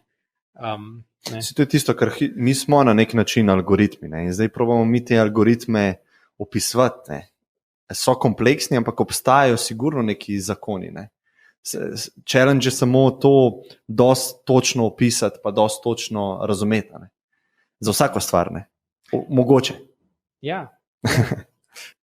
Drugače pa je tukaj, kar se tiče tega procesiranja, ne, zdaj smo recimo tle ena varianta, ne, kako to lahko varuje našo zasebnost, ne, edge procesiranje. Ne. Lahko pa tudi predstavlja velik poseg v njo. Ne. Recimo zdaj ta nova zakonodaja v Evropski uniji, ne, na temo varovanja avtorskih pravic, ne, vključuje noter to, ne, da naj bi te ponudniki prostora, ne, ali pa socialnih omrežij, ne, bili v bistvu odgovorni za vsebine, ki se gor pojavljajo. Ne, in naj bi jih oni filtrirali. Ne. To pomeni vsebine, ne, ki niso primerne, ne, pač avtomatizirano odstranjevali. Ne. Ja, zdaj tukaj se morajo oni odločiti, a bojo Facebook recimo, a bojo oni samo nek kuratorji, a bojo kuratorji vsebine, ali bojo samo platforma, a ne. Ja, no zdaj ena ideja, ne, ki je konkretno Facebook, no, govori o njej, ne, mogoče ne samo govori, ne, ampak tudi je že na poti implementacije, ne, je ta, ne, da bi reševali problem z filtri, ki bi delovali znotraj napravo. Ne. To pomeni, da v bistvu bi se filtriranje zgodilo, preden bi nekdo sploh neko vsebino objavil. Ne. Torej, na našem telefonu ne bi zadeva iskala vsebine, ki niso primerne, ali pa vsaj, če bi mi želeli neko vsebino objaviti, bi jo pač preskenirala, ne, in če ne bi bila v redu, jo pač ne bi objavili. Ne. In zdaj to je res scenarij, ki je izredno delikaten glede potencialnih zlorab. Ne. Ker recimo neka taka multinacionalka ne, itak deluje po celem svetu, ne, in pač po svetu je mnogo različnih režimov. Ne. Zdaj, tukaj mogoče se v Evropski uniji pogovarjamo glede avtorskih zaščitenih vsebin, ne, ampak ne vem, morda pa kje drugje bodo pa kakšne druge vsebine, ne, ki se bo pričakovali, da se bodo filtrirale. Ne. Ja, ampak vse to ni neke razlike, ali se to zgodi prej, ali se to zgodi cenzura potem, ko objaviš. Je ena razlika, ne, v tem smislu, ne, da bi lahko dosegali en tak sistem, ne, recimo, da je nekdo disident v enem sistemu, ne, in želi enemu drugemu disidentu nekaj poslati. Ne. Ja, zdaj, kot private. Kot private, ne, in mislim, koncev private. Preko naprimer Facebook chata. Ne. No, ampak je privatni pogovor. Ampak pač zadeva hoče biti previdna, ne, in skladna z zakonodajo v določeni državi in pač tam se je zakonodajalec odločil, da tega ne bo dopustil. Ne. In zdaj, če taka multinacionalka to skladno želi zagotavljati, ne, pa poslovati na tem trgu, to lahko pomeni, da onemogoča tako komunikacijo, če zazna pri tem filtriranju neke keyworde, ki so sporni. Mislim, da ne gre v to smer. Mislim, saj, kakor jaz spremljam stvar, ne. Facebook gre zelo sploh v teh privatnih chatih, v neko end-to-end encryption, ne. Enkripcijo tega. Ne. Prav, oni ne bojo mogli vedeti, kaj se sploh izmenjuje. To je ena stvar. Druga stvar je pa, to se je dogajalo na Kitajskem, recimo, ne. Kitajska vlada je Google rekla, da se morajo neki rezultati drugače pojavljati. Facebook itak bi mogel dajati kitajski vladi podatke o tem, kaj si privatno pošiljajo. In so oba podjetja sta zavrnjena, ne. Zato sta bila tudi blokirana. Eden izmed razlogov, ne. Ja.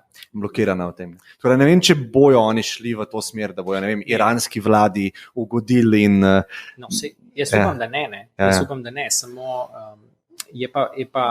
je pa treba razumeti rizik, ne, ki ga ta tehnologija predstavlja. Ne. Ker dejansko Ja, pač super, end-to-end enkripcija, odlično, ne? Samo to je vse na necentraliziran sistem, ne? To enkripcijo pač lahko nekdo izklopi. Mislim, če imamo sistem zasnovan na tak način, ne? Če imamo v bistvu tako, posameznik ima v rokah, skoraj vsak, izredno eno zmogljivo napravo, ki postaja vsak dan bolj zmogljiva. Ne? In pač tle se zdaj odpira ene možnosti, ali bo ta naprava nekako čim bolj služila posamezniku, ali bo mogoče tudi služila, ne vem, režimu ali pa neki organizaciji, ki bo probala posameznika izkoriščati. Ne? V prvi vrsti sigurno organizacije, ki to storitev zagotavlja. Ne? Se zato jo tudi zastonj zagotavlja. Ja, se tle vedno se nekaj hoče v zameno. Koliko je zastonj, ampak... pravimo, da nekaj v zameno daš. Zastonj je v narekovajih zastonj. Recimo, jaz si tle res tako želim, obetam za naprej, da tako, kot je ta recimo odprtokodna rečem revolucija, povzročila, da je en kup teh algoritmov v bistvu rado dostopen razvijalcem po vsem svetu, da to ni nekaj, kar je zaprto v špici samo nekih, ne vem, izredno velikih podjetij ali pa elitnih univerz, da bomo šli tudi v tej smeri, ko bomo delali te mečkim bolj kompleksne, inteligentne agente, da bo en del tega razvoja tudi v bistvu odprtokodna skupnost prevzela in razvijala na tak način, da bodo ti agenti transparentno služili benefitu posameznika.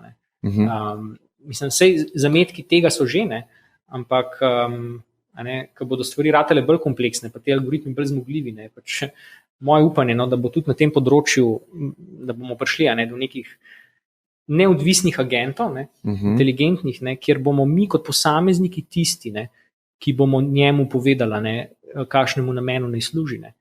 Ampak to je moj agent, se pravi moja naprava v tem smislu. V tem kontekstu govorim. Lahko si predstavljamo kot nek personalni algoritem, ki bo lahko z nekimi svojimi aktivnostmi imel nek vpliv na nas, ampak bomo mi povedali njemu, kakšen vpliv si želimo, da ima. Zdaj recimo, banalen primer, kako zdaj izgleda naš newsfeed, na LinkedInu ali pa na Facebooku ali pa kje drugje. Ta trenutek so algoritmi v rokah pod nadzorom nekih organizacij, ki v bistvu to determinirajo. Oni hočejo maksimizirati, se pravi, nek ad revenue, se pravi, prihodek. Različne metrike. Ja, seveda, velik del tega se reducira. In to je to, da si ti na platformi čim več časa. In verjetno ti algoritmi trenutno optimizirajo časovnico, ta feed, zato da si ti čim več časa gor. Mogoče to ni vedno v interesu posameznika. Se to se skozi spreminja. Mislim, da je teh metrik ogromno. No, sigurno, ampak... Ena singularna funkcija. Mislim, da dosti je citirali v praksi, recimo, da je Yahoo pa Google na začetku, ko sta bila v medsebojnem boju, da sta uporabljala različne te metrike uspeha. Da pač Yahoo je hotel, da osebe ostanejo čim dlje na njihovi strani, medtem ko Google je hotel, da ostanejo čim manj, ker pomeni, da so čim hitreje prišle do iskanega rezultata. Ampak ja, tle je zdaj bolj tak kompleksen problem. Recimo, kaj če bi jaz hotel kot posameznik res prevzeti popolno kontrolo nad tem, kakšne vsebine se meni servirajo, pa koliko so v skladu z mojimi cilji. Mislim pač, umetna inteligenca kot taka je lahko idealno orodje za to, sam jo pa moramo razviti. Ja, tukaj je en velik problem, da mi kot posamezniki ne vemo vseh opcij, ki si jih želimo. Sprav, da bi jaz čisto vse po kliku, točno kako naj moj feed zgleda, bi jaz mogel vedeti že vso vsebino na feedu. Sprav, nekaj moramo prepustiti. Absolutno. In v primeru Facebooka jaz lajkam določene stvari, pa klikam. In sem nek moj profil ustvar, to njega zanima, te interese. In mi pripravi novo vsebino, ki je mapirana na te interese. Recimo tle zanimiv ta kombinacija tega potencialno federiranega učenja. Ker po eni strani, recimo, če se jaz odločam, kaj recimo jaz mislim, da je za mene dobro, kaj si jaz želim, lahko je meni v bistvu koristna informacija o tem, kaj so drugi ljudje izbrali, ali pa kaj drugim ljudem s podobnimi lastnostmi je všeč, pa kaj je pri njih doseglo določene rezultate. Meni je to lahko potencialen dober vir podatkov. Ali tebi kot posamezniku? Kot posamezniku, to je moja ocena. Ampak jaz bi rad bil tisti, ki algoritmu pove, jaz želim, da uporabiš vse te podatke, ki jih imaš o vseh ostalih, pa lahko prek tega federiranega učenja, tako da ni v bistvu treba nobenega centralnega repozitorija s takimi informacijami ustvarjati, ampak mu jaz povem, jaz želim pri sebi ta in ta cilj zasledovati. Uporabi vse te podatke, ki jih imaš na voljo, da pomagaš meni. Kaj bi bil recimo cilj? Ne vem, lahko bi bilo, sicer to ni zame direktno aplikabilno, ampak morda bi se nekdo recimo želel odvaditi kajenja. In bi rad, da mu algoritmi pri tem pomagajo. Ker recimo, zdaj nas v resnici mediji, oglaševalci nas več čas hočejo nas prepričati, da bomo neke odločitve sprejeli, tipično povezane z našimi nakupi. Zdaj tle se pa odpira možnost tudi kakšne druge stvari v življenju regulirati. In pač tle bo posameznik, ki ne bo obremenjen z, ne vem, morda pričakovanji tobačne industrije ali pa kogarkoli drugega, hotel za sebe neko drugo odločitev sprejeti. A mu lahko inteligentni agent pomaga? A lahko, mislim, tle se odpira možnost, a je to še manipulacija posameznika, če v bistvu posameznik rekel, da si želi biti zmanipuliran v točno določeni smeri, zato ker se je pač odločil, da bi to rad bil. A mu lahko algoritem pri tem pomaga? Ja, to je zelo zanimivo. Pa kaj prek socialnih omrežij, kako vidiš te implikacije? Prek vseh inputov, ki ti jih da algoritem? Mislim, trend je jasen. Vedno večja kvantizacija tega, kar se z nami dogaja. Mislim, to, koliko informacije generiramo o sebi, pa so dejansko na voljo, se samo povečuje. In nič ne kaže, da bi se to ustavilo, čisto preprosto zato, ker to postaje vedno cenej. Ampak recimo na nekaj, kar še nismo pripravljeni zares, ali pa po mojem še nismo toliko ponotranjili tega koncepta, je ta, da zdaj večina teh informacij, ki v bistvu nastajajo v nas, ali so v neki taki dost surovi obliki, ki jo težko analizirati. Recimo, če so to zdaj neki random videoposnetki, slike, neki teksti, ki smo jih nekomu poslali. Tudi drago je za podjetja, da bi vse te informacije za vsakega posebej analizirali. Ampak, ko bodo enkrat ti algoritmi ratali tako razširjeni, pa strojno učinkoviti, pa naše naprave vedno bolj zmogljive, bomo v bistvu odprli možnost, da te nestrukturirane podatke tudi spravimo v strukturirano obliko. Recimo en primer tega, tak dost spet osnovni, je to, recimo imamo lahko telefona, ki stalno spremlja naše emocionalno stanje, pač iz naše mimike neko grobo oceno ustvarja v našem razpoloženju. Mislim, to se ta trenutek že da dati na mobilne naprave, sicer bo pojedlo nekaj resursov, ampak se načeloma da. Zdaj, če pomislimo, da v bistvu kolikrat na dan pogledamo v to kamero, in če bi zdaj ta podatek strukturirano nekje hranili, o naših reakcijah, o našem razpoloženju, bi v bistvu imeli potencial se ogromno stvari naučiti o sebi, tudi takih, ki jih mogoče ta trenutek sploh ne vemo. Sem to bi neka stvar mogla delati, ki bi bila, ne bi mogel biti enak biznis model. Se pravi, če jaz... Ne, tle sploh ni poslovnega modela. Ja, za nekoga more biti, da je motiviran, da to... Ne, jaz mislim, da ni nujno. Ker pač v osnovi velik del odprtokodne zgodbe, mislim, ne pravim, da ni odzadaj za odprtokodnimi tehnologijami doskrat nek komercialni interes, ampak je pa tudi tukaj ogromno ljudi, ki so te stvari razvijali, zato, ker jih je to veselilo, ali pa zato, ker so imeli nek širši cilj, kaj si želijo doseči. Tako da komercialni interes je tukaj samo eden od mnogih. Kaj pa, če primerjaš te stvari, ki so imele komercialni interes, pa te, ki so open source, recimo, a veš, po učinkovitosti ali pa po količini impacta, ki je stvar imela. Mislim, da je zelo tako, komercialni so ful večji impact imajo. Kaj zdaj imamo, kaj imamo na netu, recimo nekaj, kar je zelo, neke kode, neki languages so, potem je, ne vem, Wikipedija, kakšni odmevni so. Torej dejansko večino tega strojnega učenja, ki se ga danes naredi, se ga naredi z odprtokodnimi tehnologijami. Z tem, ampak nekdo to naredi z namenom? Mislim, kaj je bil namen, da se je v bistvu sploh na področju umetne inteligence, da je rad kar tako do neke mere skoraj standard, ne, da se to kodo deli, ne, je veliko različnih teorij. Pač tudi ena od njih je ta, ne, da so podjetja, ta velika tehnološka podjetja, ne, začela to kodo pač tudi preko odprtokodnih licenc, ne, javnosti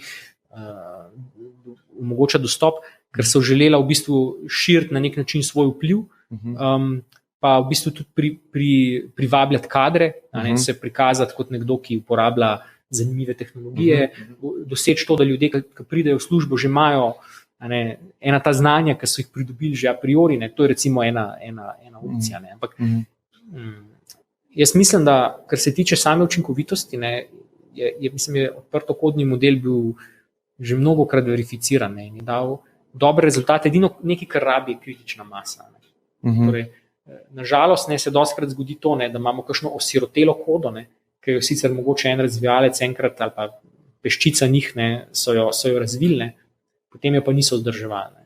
Ampak ja, to, kar se zdaj dogaja, ne, je v bistvu vsaj v teh mainstream knjižnicah je glih obratno. Vedno več ljudi to analizira, dopolnjuje in tako naprej. Ne.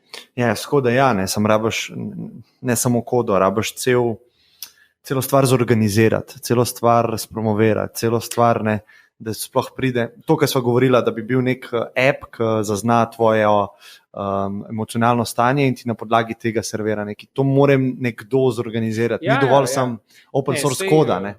In kaj, če imaš komercialni, če imaš motivacijo profita, ne, imaš pol zraven business model, ki je advertising, ki nekako ne paše v to. Ne. Zato jaz razmišljam, kako bo izgledal ta prihodnost teh stvari. Ne bom rekel, da to je čisto moja tako osebna špekulacija, ne, da pač se mi zdi, da je prostor za nekaj tacga, ne, da bi pač določene probleme rešili. Ne, pa, predvsem probleme, ki se bodo, recimo danes jih vidimo samo kot zametke na nek način, čeprav so že, ne, vsa ta zgodba z političnimi manipulacijami, socialnimi omrežji, vse to so eni pokazatelji, ki kažejo v tej smeri, ne, da je to lahko en tak širši družbeni problem, ne, ampak utegne postati še hujši.